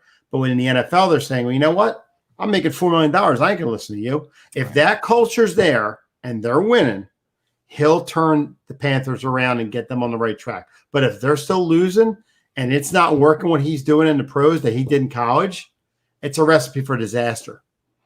Yeah. Michael Bradley, Cam, 58% career completion, 31. He's a running quarterback. Body's falling apart. Happy he went to New England. I'll mention this during the East segment. That'll be in 2 weeks, obviously, from tonight. Stinks. Yeah, you're really getting right up into the Oh, camera. I just want you to see me, just how it's coming out. Yeah, no, I get it. I'm with you, and I agree with Mike that Robbie Anderson's better than people think too. And I drafted DJ Moore in fantasy because again, Bridgewater and John Suggs brings it up. He did well when he stepped in for Breeze. I thought they were dead last year when Breeze got hurt, and they were far from it. He did a really, really nice job. He was a talented guy in Minnesota. He lost that job because of that freak injury that he had, where he missed that whole season and he kind of came back. Listen, this whole offense is Christian McCaffrey. Here's my concern, right? And I'm going to be like, you want to hear a hot take? This is like the hot take, right?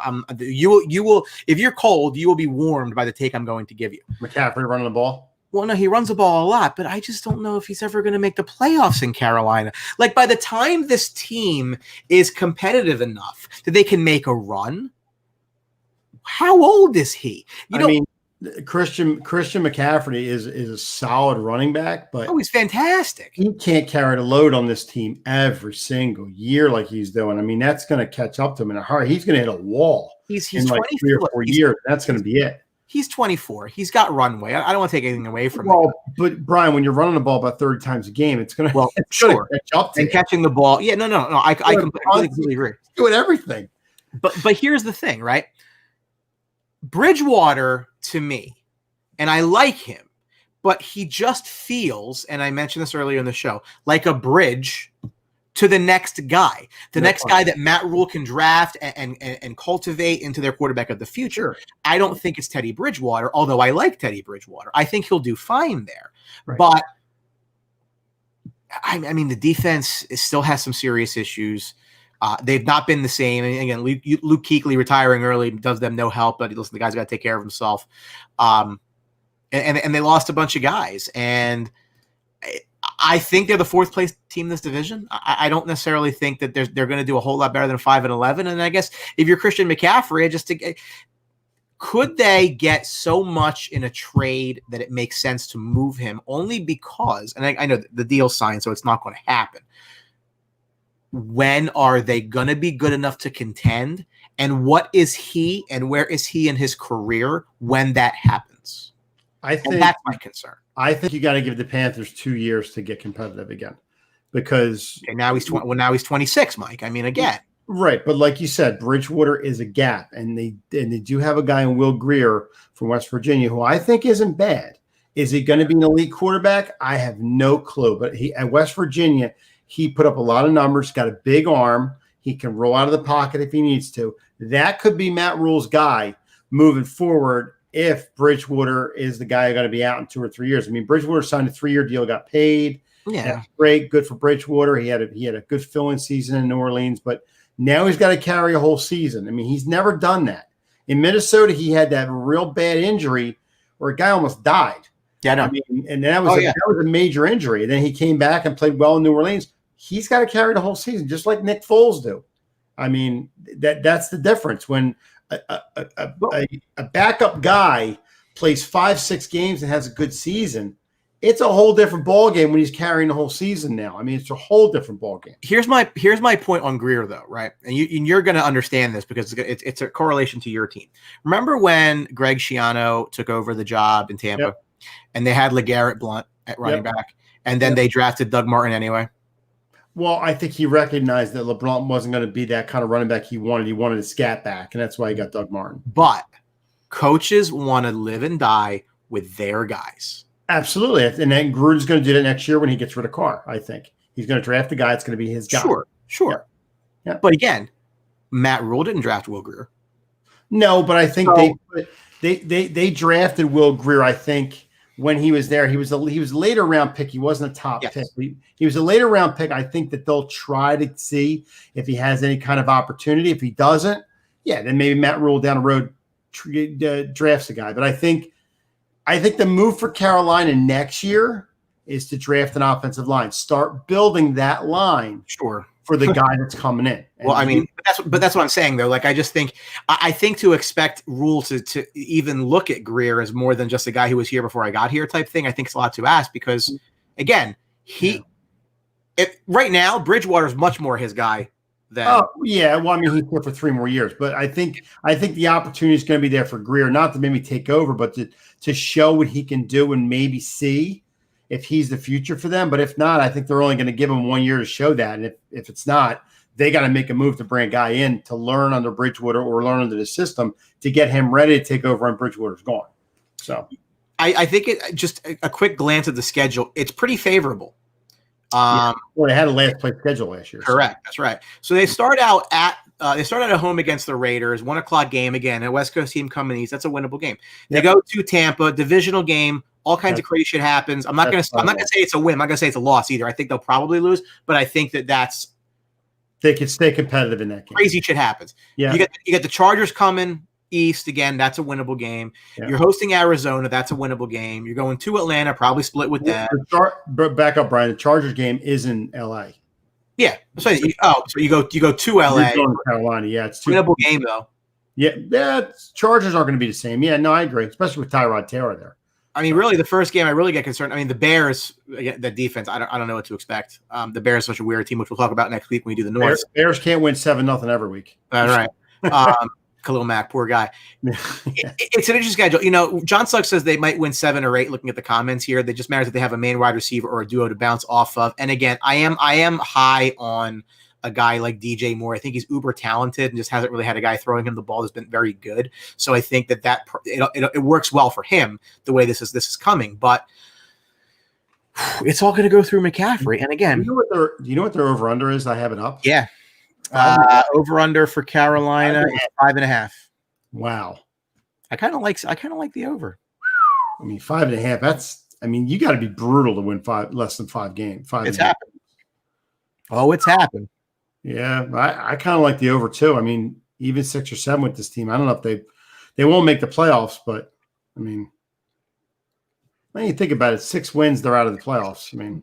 But listen, it's a brand new head coach, brand new everything. I mean, this thing falls the hell apart too. This could get ugly quickly. Like if they lose those first 2 games, and now it's like, well, now we're Bridgewater struggling. You got to go to Will Greer during the year. I mean, yeah, it could fall apart real quick. I think this is a Bridgewater year, and I think next year's a Bridgewater year. I don't think that you start doing too much. I'm only saying if Bridgewater plays terrible through like 7 games, they might pull the plug on that, and they might or Teddy gets hurt.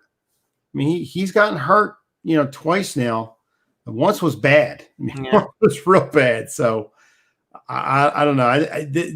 That's probably numbers probably right on because, like you said, this season could go either way. It could go terribly wrong, or it could kind of hold the course and maybe get 6 wins out of it and look on the horizon for something good. So. Yeah, I can't be too bullish on them. I mean, it's just weird. And again, Suggs said they'll have a scary defense. Yeah, I agree. I think in time they will.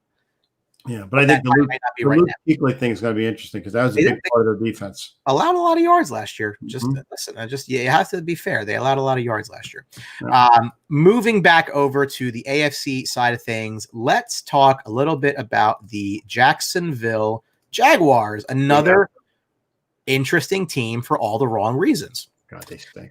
6-10, 4th place in the AFC South, which is where they're very comfortable.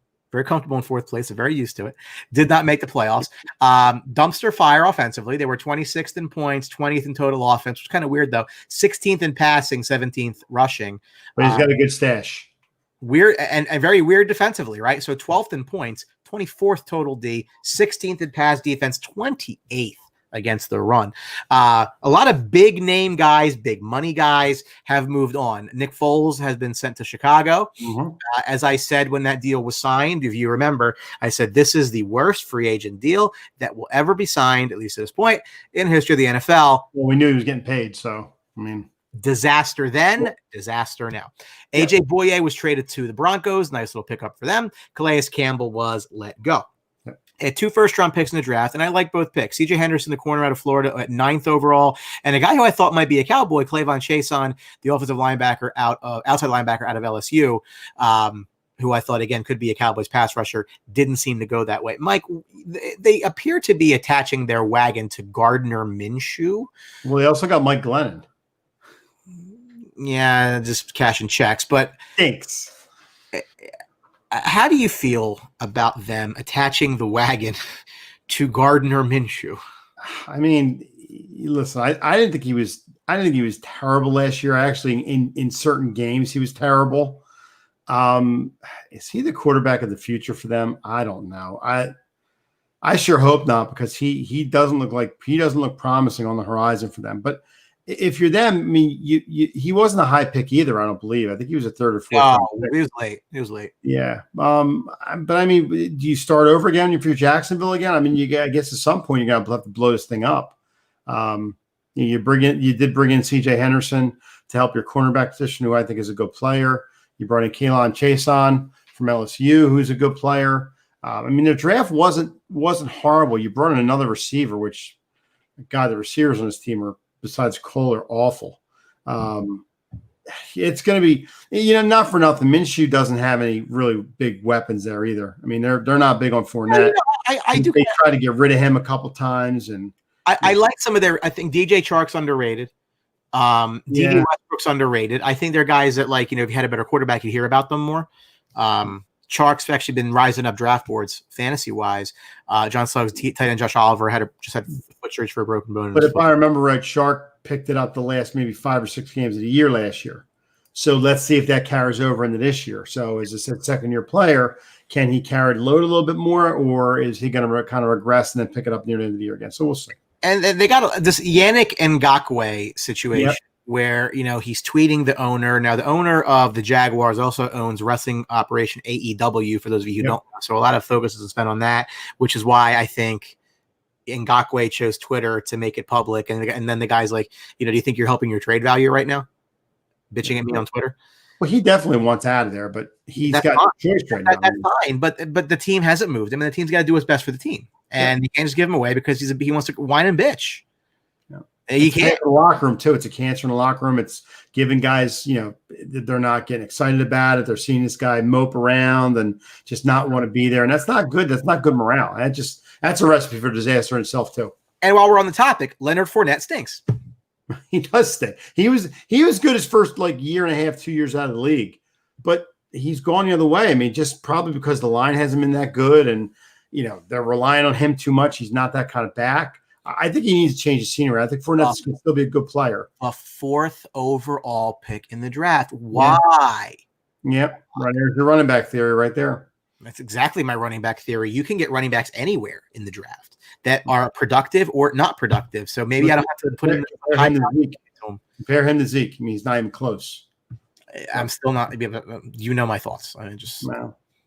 Still a good back. Yeah, but Fournette needs to change the scenery bad. So, do you want to guess the over/under for the Jaguars? I think I did. I have it up here. It is the lowest in the league. It's 4.5. 4.5. Wow, it's bad.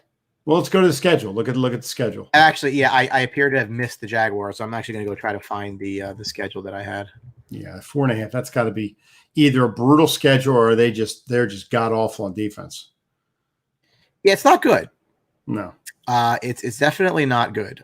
They're definitely not the Jacksonville team we saw 3 years ago in a championship, battling it out with Pittsburgh, and they blew that game. Or actually, the Patriots game when they had the Patriots dead to rights, and they let them right back in the game and blew that game. But it's just with this team, they sent Jalen Ramsey packing for what was a nice package last year. I mean, you can't hate on that, right? But Brian, a nice package is only a nice package if you do something with it. Is that like a sexual connotation, or not with me? But it's you could be going down the road, but hey, that's your priority. A nice package only helps. With 2 guys on the show talking about packages, I don't think that's a good idea. So. Listen, I guess I did have the schedule. I just had it at the wrong place. Of course, I said that. So let me go ahead and load this baby up, because I'm sure it is going to be an interesting look here for the Jacksonville Jaguars. Last place schedule here, by the way, too. So. Well, they're last place team because they suck. Yep. So they start out with 2 divisional games, which again, they're kind of weird, but I think they find a way to lose both of those. You might get a win against Miami, though. Possibly, yep. You might get a win against Cincinnati. Maybe beat Cincinnati. Yeah, maybe Cincinnati. The Houston game is kind of iffy. I think they lose to Houston. I mean, Houston's probably a better team than Jacksonville. Oh yeah, no, every team's a better team than Jacksonville. That's why they have win-loss number in the league. They lose to Detroit. You go to LA, you host Houston, you go to Green Bay. Wow. They got Pittsburgh, Cleveland, Jesus. Minnesota. Yeah, guess what? I'll take the under. They're going to get blasted every week. That bye week. Look at that schedule. You don't think I can get to 5? No. Let me ask you this. In those, what is it, 8, 10 games at the end, okay, after the bye week, who are they beating? I'll wait. Cleveland? That's tough.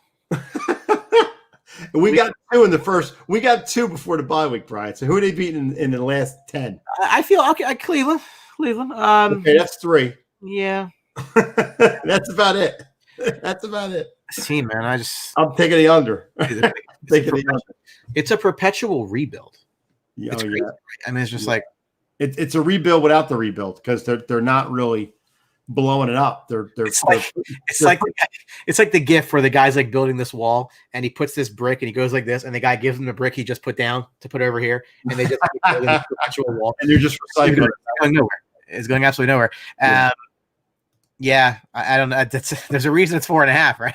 It's called what it is. Well, John Suggs is under. I kind of agree with him. I mean, that's 4 wins. They're probably going to be the worst team in the league. And with the worst team in the league, what are they going to get, Brian? High pick. No, who? Trevor Lawrence. There's your QB. We don't like coming from South Carolina. Just slide him right in there. I thought, it's funny. I thought Doug Marrone was getting fired last year. Maybe he has pictures of somebody. I don't know. Well, if they get Trevor Lawrence, he ain't getting fired. So we will complete our AFC South trip with a look at the Indianapolis Colts. And you know about interesting teams, Mike. This one is a very, and the Rock means very interesting team, the Indianapolis Colts, because they made a change of quarterback. We'll see if that actually helps them out or not. 7-9, third place in the AFC South, did not make the playoffs. They were 16th in offensive points, 25th in total offense, 30th in passing, 7th on the ground. Defensively better, 15th in points, 15th in total D. Not that good against the pass, 23rd, but really good against the rush, 7th. They added former longtime Charger quarterback Phillip Rivers to replace Jacoby Brissett, who did not play well when Andrew Luck decided to pick up his ball and go home in the preseason. They added defensive tackle DeForest Buckner from San Francisco in a draft trade. They also added a guy who I really like, Xavier Rhodes, the corner formerly of Minnesota. I've always liked him. They did lose Eric Ebron to the Steelers. In the draft, they did have no number 1 pick because they sent DeForest Buckner. They got DeForest Buckner for pick 13. San Fran enjoyed that. But a couple of notable early second-round picks. Michael Pittman, receiver from USC. His dad was on our show. That before the draft. So good luck to the Pittman family. You'll have to see him go to a good team. And also Jonathan Taylor, the running back from Wisconsin. So a couple things on the Colts. First and foremost, I think this is obviously the big story, is what does Rivers have left? Well, he's got experience, number 1. And I think he brings that competitive fire to this team that they've been missing for a little while, because Rivers back in the day, and he gets on a team that's competitive, he'll talk smack, he'll get this team rolling, and I think that's something that the Colts haven't seen in a while. I mean, they had Luck, and Luck was a good quarterback, but Luck didn't have that swagger like Rivers does, and I think that's what he brings to the table. And I don't think he has a lot left, but he only signed a 1 or 2 year deal. It's a 1 year. It's a 1 year deal. It's kind of another bridge so they can get to a guy. Maybe they sign him to another 1 year deal next year, see how he makes out. But, in all honesty, I know Jacoby Brissett didn't play well last year. It just goes to Frank Reich style of coaching to get this team to they were 7-9 last year, I believe. Yeah. And he still had a shot at the playoffs going in the last 2 weeks of the year. So nobody even counted them. Everybody thought they were going to be last in division. And with the Luck thing, it was going to be a train wreck and all. Listen, he got this team moving along a little bit, and they were competitive in games. Actually, Jacoby Brissett, I remember, lost that game in Pittsburgh. They probably should have won. Yeah. And they win that game, and it's a whole new ball game. So, but rewind this whole thing 12 months, right? Coming into last season, we were like, "Oh, the Colts are Super Bowl contender. Look at that roster," and then retires them at the altar, and everything just falls apart from there. And I give that team mulligan. I don't care about last year, because that shouldn't happen. Right, and how do you recover from that at that point in the year? You can't go out and get a stud starting quarterback. You got to go with what you have. I mean, correct. So for me, I hold nothing against them for last year, right. And I understand the allure of a guy like Phillip Rivers, but Phillip Rivers has done pretty badly in the league with very talented teams. This is a very talented Colts team. Well, I love the Colts generally. If you remember those Charger teams back in the day, they were pretty good. He didn't get them to the Super Bowl or anything, but they were some pretty good teams. I'm not putting it all on his back, but they were some pretty good teams back in the day. Yeah, but that's the problem. He had those teams with all that talent and went nowhere. So you can talk all your smack and have all the kids you want to, but you didn't go anywhere. He's got 10, by the way. Well, and then he's one short on offensive unit. So I don't know what to make of him. He wasn't very good last year. And, Chargers were not an untalented team last year. I mean, you could arguably say actually that their offense had more talent around him there than he's going to have in Indianapolis. However, the X factor is the best offensive line in football. Quentin Nelson anchoring that best offensive player. Right. You got Marlon Mack. You got Jonathan Taylor there. You got Hines. You got some running backs that can do some damage. Here's my thought on that too. I was going to bring that up. So I was a big guy on Marlon Mack last year. Get me off that train. Jonathan Taylor is going to be the guy here. He is going to be the lead back. He's going to run 60% of the time. He's going to do very well. The thing about him in the draft and why he fell a little bit was because, they ran him so much at Wisconsin, how much tread left on the tire. Listen, kid's still young. Okay. So they're going to run him. They're going to run him really well. I think Marlon Mack. He's a north-south guy. He's not an east-west guy. He's a north-south guy. Power guy. No. Power guy, which I think Hines' role stays what it is. I don't know what you see from Marlon Mack. I think he just spells. I think last year he had an opportunity to run away with the job and then didn't do it. Nope. And they tried to, and I heard they tried to move him last year too, but nobody was biting on it. So you mean they didn't want a running back? No. Yeah. Imagine that. That's fine. Xavier Rhodes. They moved him out. They moved a couple guys out. They moved Edgerrin James out when he was there, and they moved a bunch of guys out. So nuts. Colts schedule. As I clear the board here. Mm-hmm. So they're third place schedule, I think. Third. All right. So they're 1-0. Mm-hmm. They could beat the Vikings. They're at worst 2-1. Yeah. At worst. Might be 3-0. At worst, they're 2-1 though. Agreed? Yep. Okay. So then you got a couple road games. Chicago's tough. You go beat the Browns. You get the Bengals at home. You go into the bye 4-2? 5-1? Yep. Okay. You come back against Detroit. It's an interesting game. You're probably going to lose. It's in Detroit. It's a tough game. So. Tennessee's tough. At least you get Green Bay at home. Their over-under was 9.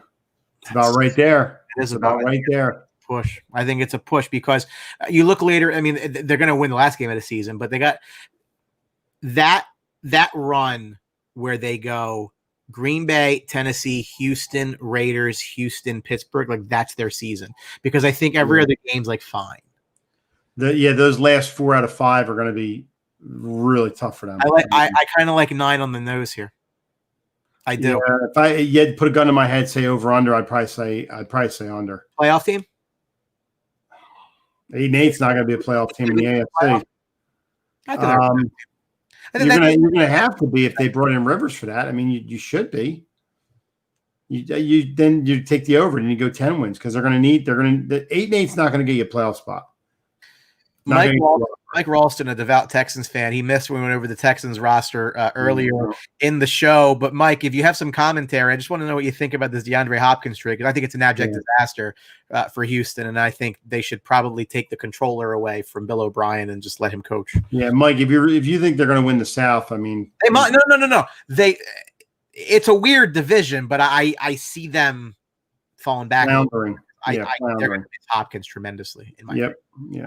I really do think this division's about right. 9 on the nose for them is probably about right for Indianapolis. I think they win a division. Very possibly. Very possibly.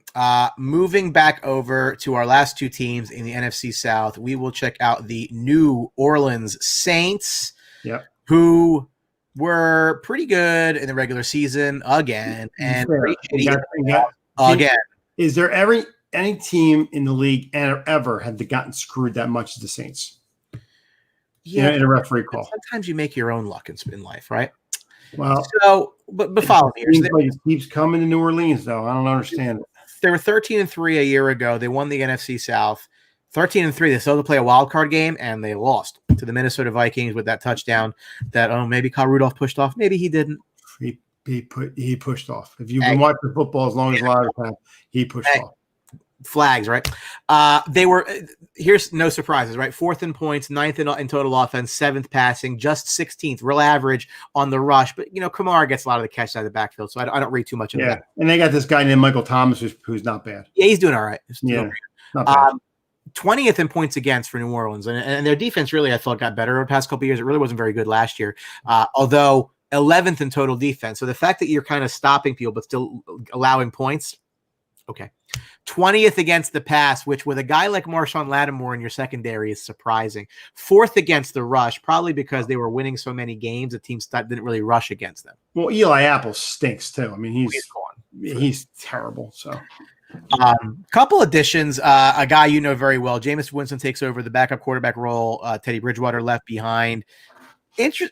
Stinks. Yeah, but he's going to be in a spot where he can definitely. Yeah. I mean, listen, the less he's on the field, the better. And he's in a good spot with New Orleans. So that's fine. Yeah. They added Nigel Bradham, the former Eagle, who was in the news this week saying he's going to a winning organization, despite the fact that the Eagles won the Super Bowl a couple years ago. Yeah. They added Emmanuel Sanders, whose gas tank is like on the E, but like kind of like going a little past it. Yep. So we'll see what he does. They also brought back Malcolm Jenkins, who was an Eagle for many years, won a Super Bowl there. Bridgewater is gone to Carolina. Eli Apple is gone. Who cares? They did spend the 24th overall pick on Cesar Ruiz, center out of Michigan in the draft. So, Mike, I said this as we started talking about this team. They are Tigers in the regular season, but boy, when that calendar goes to postseason, this thing just falls apart. They have been garbage in the playoffs for a couple of years now. Yeah. Well, do you think that Rams call they would have got that call? Do you think they win that game? No. Wow. I don't think no. Okay. There was still time left. I mean, you can make that case, but again, it's like hypothetical. You know who has hypotheticals? Chris Wilhelm has hypotheticals, but. Well, I also think that not that it was anybody's fault but their own, but that defensive back hits that receiver running down the sidelines.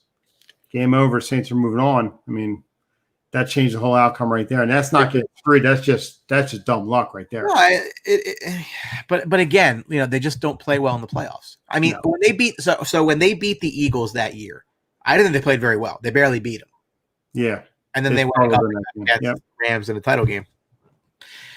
Are we entering the final chapter for Drew Brees? Yes, because he's already talked about being an analyst next year. So they're going to have to figure out who they're going to put in there for next year. Is it going to be Winston's team?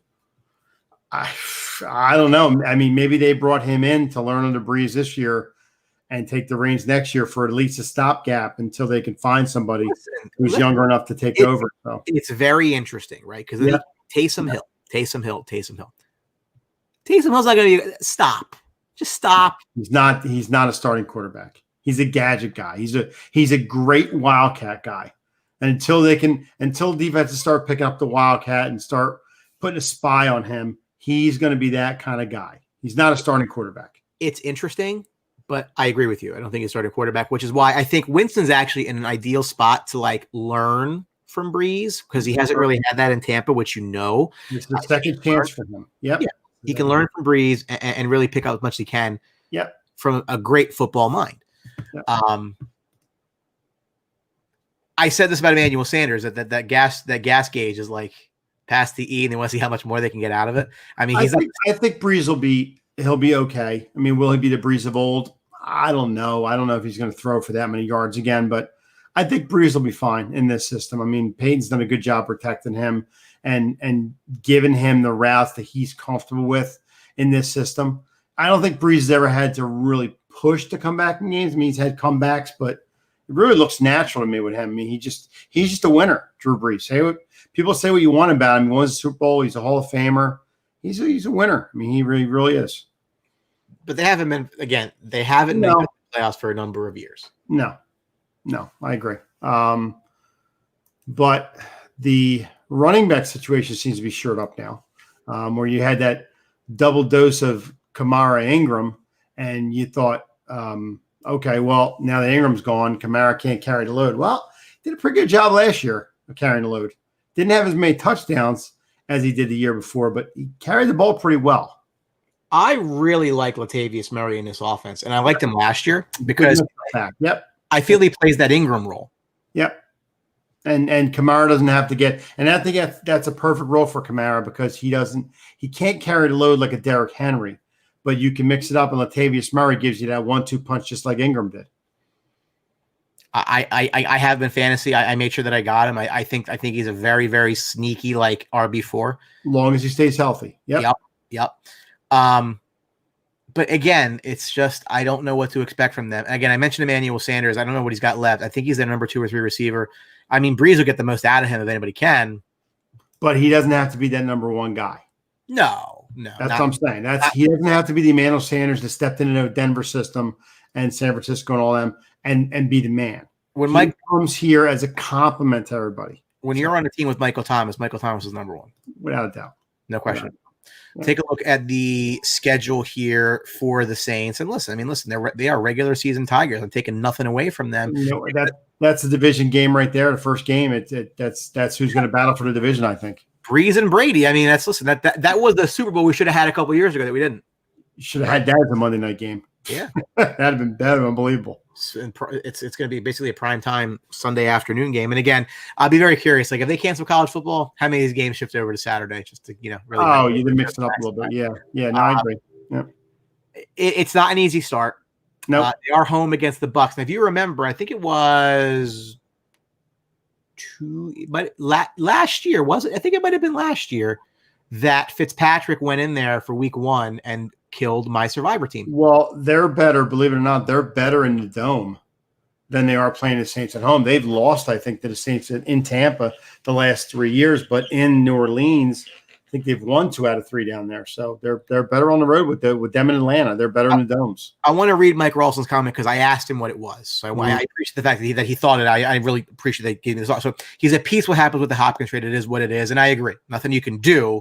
I think truthfully, I think probably when Mike saw that deal break, he probably was like, the hell just happened? Like, I have no idea what just happened. Oh, yeah.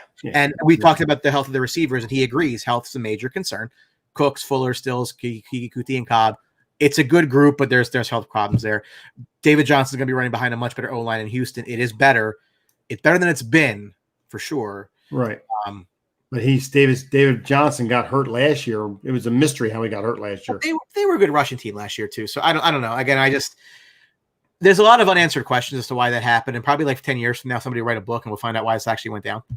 Yeah. But I didn't like that trade for Houston. I think if Mike's truthful, and I think he probably didn't like it either, but what's he going to do? He can't make that call, so he's at peace with it. I get that. I can live with that. The schedule's tough for the Saints team, though. So they could be 1-2 out of the chute. Yep. Going to Detroit, they could be 1-2.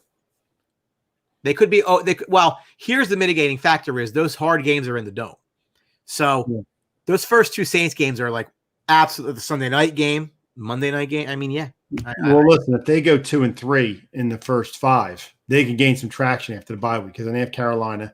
Then they can beat the Bears. Things open up. The Bucs are in Tampa. They could beat the Bucs that game. But you got that first place schedule. They have 5 road games in 8 weeks, in 7 weeks. I'm sorry, 5 and 7 weeks, including a 3-game stretch where you're going to Denver, to Atlanta, and to Philadelphia. Rough game.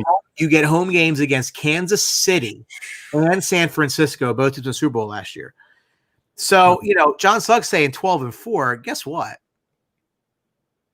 What's the number for this team? 10. Number's 10? 10. I'll say 11-5.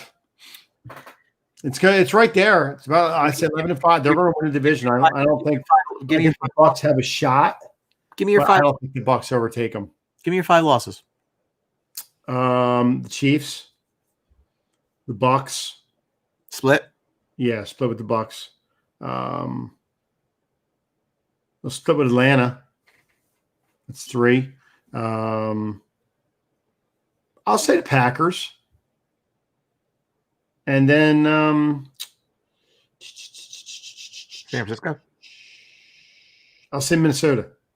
So you think they beat? Minnesota's going to need that game. So they beat the Niners. Yep. You say yourself, Jimmy G's not that good, and I see He's not. But that I see them at home in the dome against San Francisco. Yeah, They could beat them last year. Well, I think they could beat them definitely this year. They have 2 Monday night games this year too, and a Friday night game. A Friday game. I think 10's right on, and gun to my head, I think 9 be 9. I take the over. I don't know what to expect from this team. Again, the defense didn't blow me away last year, and that was a defense that was supposed to be a lot better, and it wasn't. I think a lot of these over-unders are going to be out of whack because the COVID year. Sure. That's the cloud along all of this. I mean, you don't really know what these teams are going to do. And you know what's interesting about that, too, is we talk about this home field advantage, right? In the dome. Ain't nobody going to be there. Right, exactly. Well, it's like, oh, the sound in the dome. Yeah, no one's going to be there. So, I mean, I'm saying. I mean, like grain of salt, right? Yeah. So, we do have one more team left, don't we? We do. Oh. I've made you sit through the entire hour 40 so far. Yeah. Just because I'm mean, and I just wanted to. I could have bailed out earlier. Wow, I didn't know that. To talk about your beloved Tampa Bay Buccaneers, so you can, just listen. If you get the screen wet, just squeeze. If I get too moist, I could just kayak out of here. They were 7-9 a year ago, third place in the division, didn't make the playoffs. But these were some really interesting ranks, right? Because you remember the year they had last year. Some of these ranks actually blow my mind. They were 30 and 30. They were third in points. Yeah, they were third in total offense. Number 1 in the league in passing, 24th on the ground. Mm-hmm. That part I wasn't surprised at. I'm not necessarily surprised at passing either, but that they did so well through the air that it made up for how bad that rushing attack was to still have third points. Well, but that's kind of deceiving, that number for passing, because they got behind in a lot of games because their secondary is awful. Yeah. So they got behind in a lot of games, and he had to throw. How many 3 touchdown, 4 touchdown games did Winston have that he had to throw back in a game? And that's how he had so many picks. He was forcing a lot of balls. Mike, I'm in my house. I'm not gonna wear my mask in my house. Come on now, listen here, meow. I'm not gonna wear my mask in my house. I leave. I think whatever. It's New Jersey. We know what it is. I'm sure they have him for 10 games though. Yeah. So here's the defense, right? Yep. They were fourth in points against. They picked up near the end of the year. I have no idea. 15th in total defense, 30th against the pass, but numero uno against the run. Is that because their teams? I don't actually know what to make of that. Actually, they were really good against the run, and that's they got two stud linebackers in Lavoy David and Shaq Barrett, who they just re-signed him to a franchise deal. So who knows what's going to happen to him next year? But listen, their defensive line, their linebackers, I think, are solid enough that they'll be better this year. But that secondary even got shored up this year with the rookie they just drafted this year, whose dad played for Buffalo. They have Bunning from last year, the kid from Central Michigan. I think they're going to be fine in the secondary this year. They're going to be better than last year, because last year they were awful. But Sean Murphy Bunning is who I'm talking about, the kid from Central Michigan. But I mean, I think their secondary will be better this year. Can't be any worse than it was last year. Hargraves was a mistake a couple years ago. It can, because there were 2 teams worse, so it can get worse. No, I'm not saying it will, but it can get worse. Yeah. Jameis is gone. Peyton Barber is gone. Brashad Perryman is gone. Yeah. They drafted Tristan Wirfs, the offensive tackle at Iowa, which I thought was a really nice pick for them with the way it fell, because I thought he'd go higher. He could have gone as high as 4 to the Giants in some of the mocks that I saw. And if anybody hasn't seen the pool YouTube of him, you're talking a 300-pound guy jumping out of the pool. That's amazing. Athletic freaks. There's no question about it. Yeah. So let's get into this here. Now, I've said this on this show about 110 times. The Buccaneers should be, if they're not, should be all in. Yep. For the next multiple times about Ramsey. Why are they not trading their first round pick for immediate help? Explain it to me. I just think they think that they made enough moves in the offseason to be where they are. Do I agree with it? No. I mean, like you said, they're all in. I mean, you might as well make the move now and just try to go all in and win. I just don't think of every team in the league that their first round pick has any value to them, because you're going to get 1 year of him with Brady. Well, the problem with it too is I think if you made the move for a guy like Jalen Ramsey and you're going to give your number one pick, you got to make sure you can sign him. Now, what is this guy going to expect money wise? I mean, he's going to get paid. I think he's going to get paid if he has a good year. So if you're the Bucs, you just paid Mike Evans a ton of money.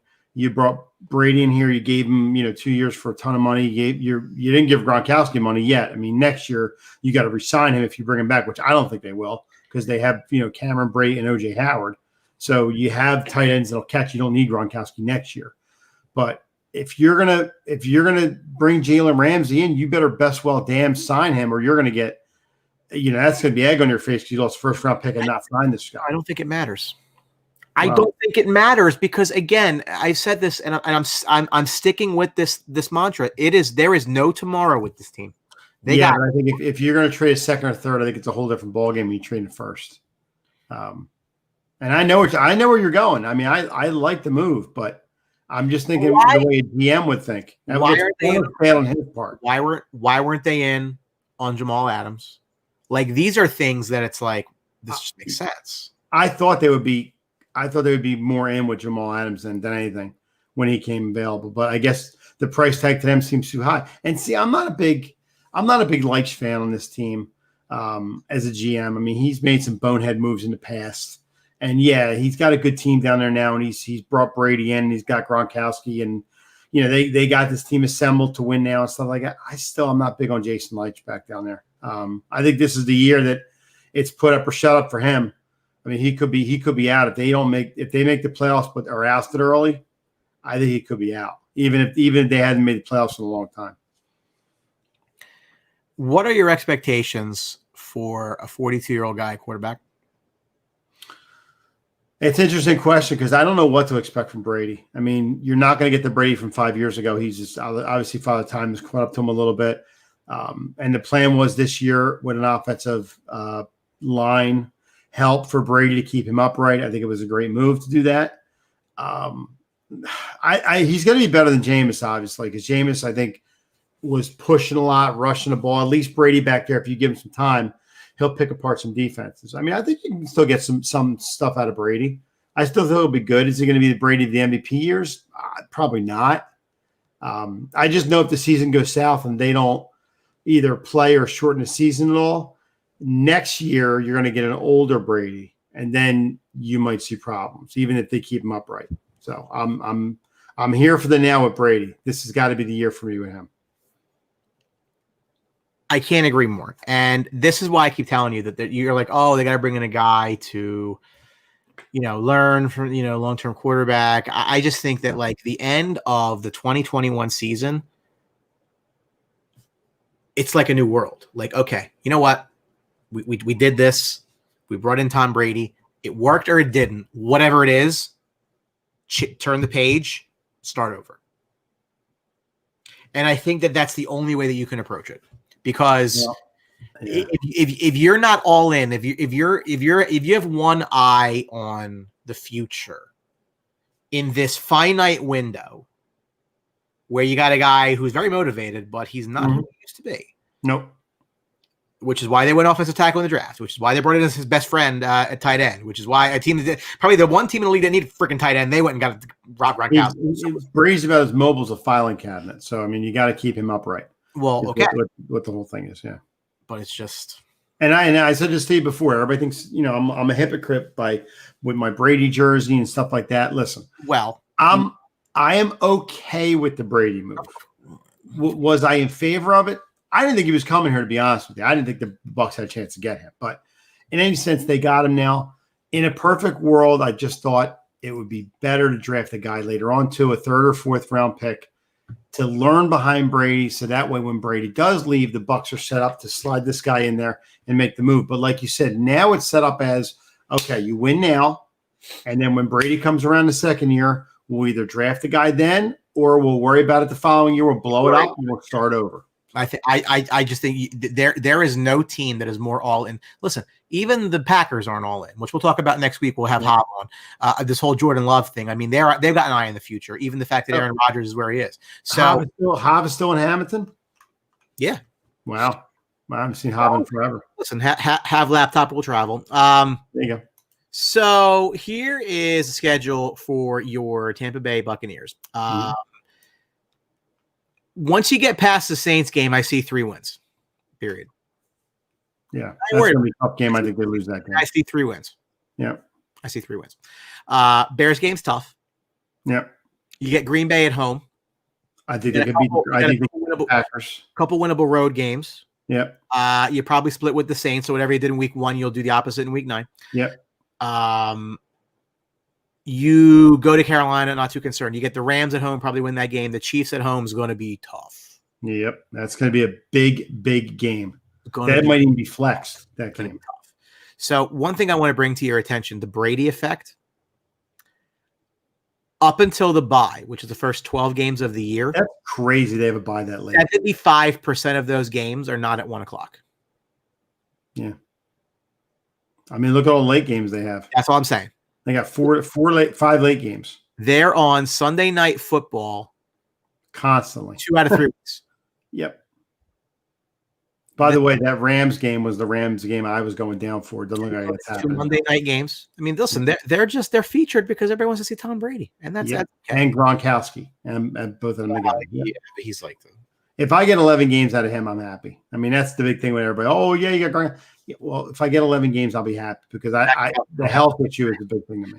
You know, it's funny. I'll give you a question. You look at that first game. Who needs it more? Saints to the Bucks. Bucks. I agree. Yeah, I agree. They have to get out strong. The Bucks. I think that you need to start this on a high note. You want that buzz to start growing about the team and what they could possibly do in an NFC where they're going to be favored a lot. I mean, but if you're ever going to think you got to hope of catching the Saints, you got to start out beating the Saints first. I agree.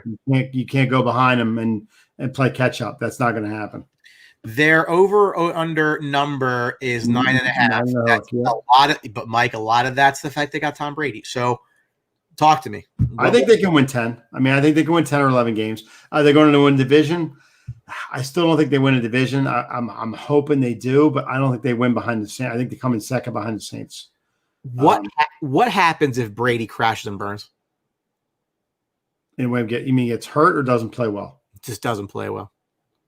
Well, you're not going to put Blaine Gabbert in there. You're just going to suffer with Brady and just hope he gets better during the year.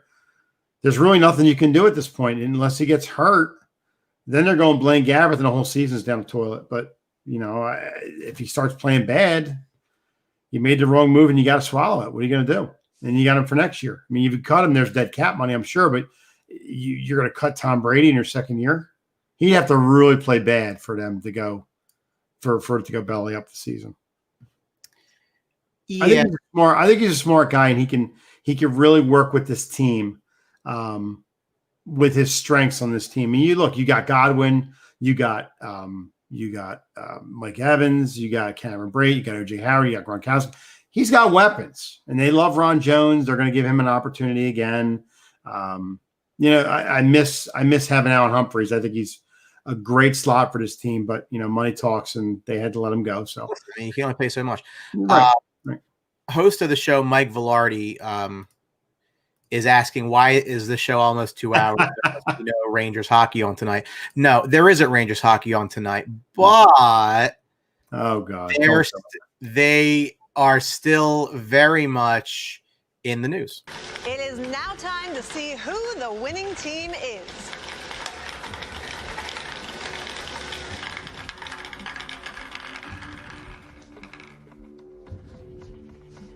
The first selection in the 2020 NHL Draft belongs to the New York Rangers.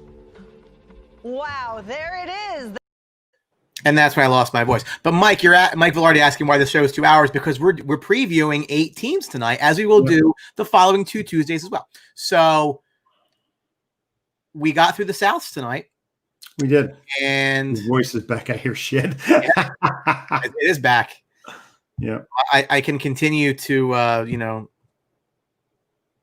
bestow my thoughts upon the world. Can I? I'm just going to flip this around for a second. I want to show you my computer screensaver for 1 second here. Let me see if I can flip this. Is it the range? Yeah.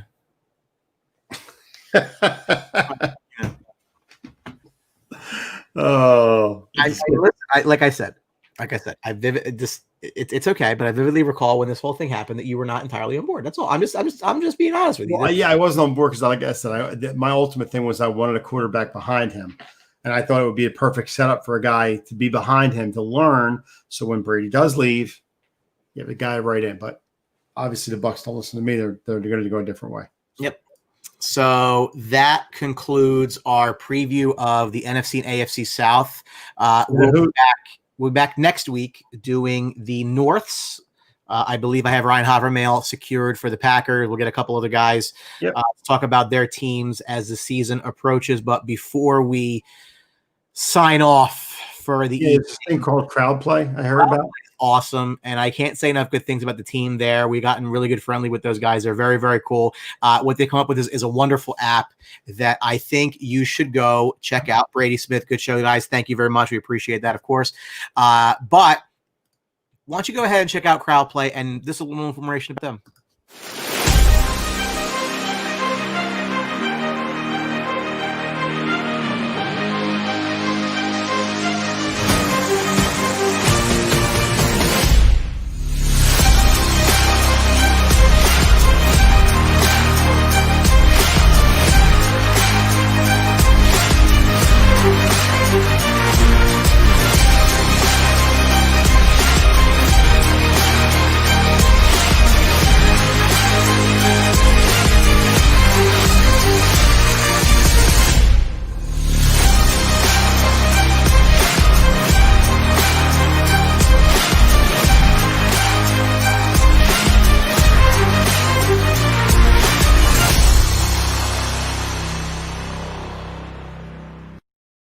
Crowd Play. Check it out. Check it out. Mike Velarde said terrible show. Well, it was better than what we had on yesterday. That's for sure. Yeah. So any final thoughts as we wrap up? Now, I'm looking forward to the season. We need football. I know I'm going to my fantasy draft. The 7th is my draft right before the season starts. So I will enjoy drafting football and glad to have it back. I just hope it stays a year. I really do. I know hockey looks like it's staying the course, and basketball, they're doing well with it. And, I just need this pesky, stupid tournament they're doing right now to get done so I can get to October 9th and the draft where we will hear those wonderful words with the first overall pick, the 2020 NHL draft, the New York Rangers select Alexis Lafreniere. If they trade the pick, are you going to be up Oceanic? It depends what you get. Anything's always available, but I don't think any team is going to give up what it would require. They were talking about Ottawa giving up 3-5 and Kachuk for 1 Georgiev and D'Angelo. That'd be a great deal. I love Kachuk. I think he's a good player. But but Hess said this. Ottawa's that dumb and do that. Yeah, but here's the problem. If the Rangers got out of 1, they need Quentin Byfield, the center, and he may not be there at 3. So you can't guarantee he's there at 3. Yeah. So you'd only make that deal after you pick him 1. I don't think it's going to happen. We'll get into that, though, I'm sure, later on. As the season goes, trust me, I just want this tournament to get done because I have no interest in it. I just want to get to the draft. Get me to the draft. Yeah. So, thank you, as always, for watching us. This is the Highly Opinionated Show. For me, Hamilton, Mike Galletta, and my partner, Brian, the Ranger of Attard, we want to thank you for watching us. We'll catch you next week. See you later, folks. Have a good week.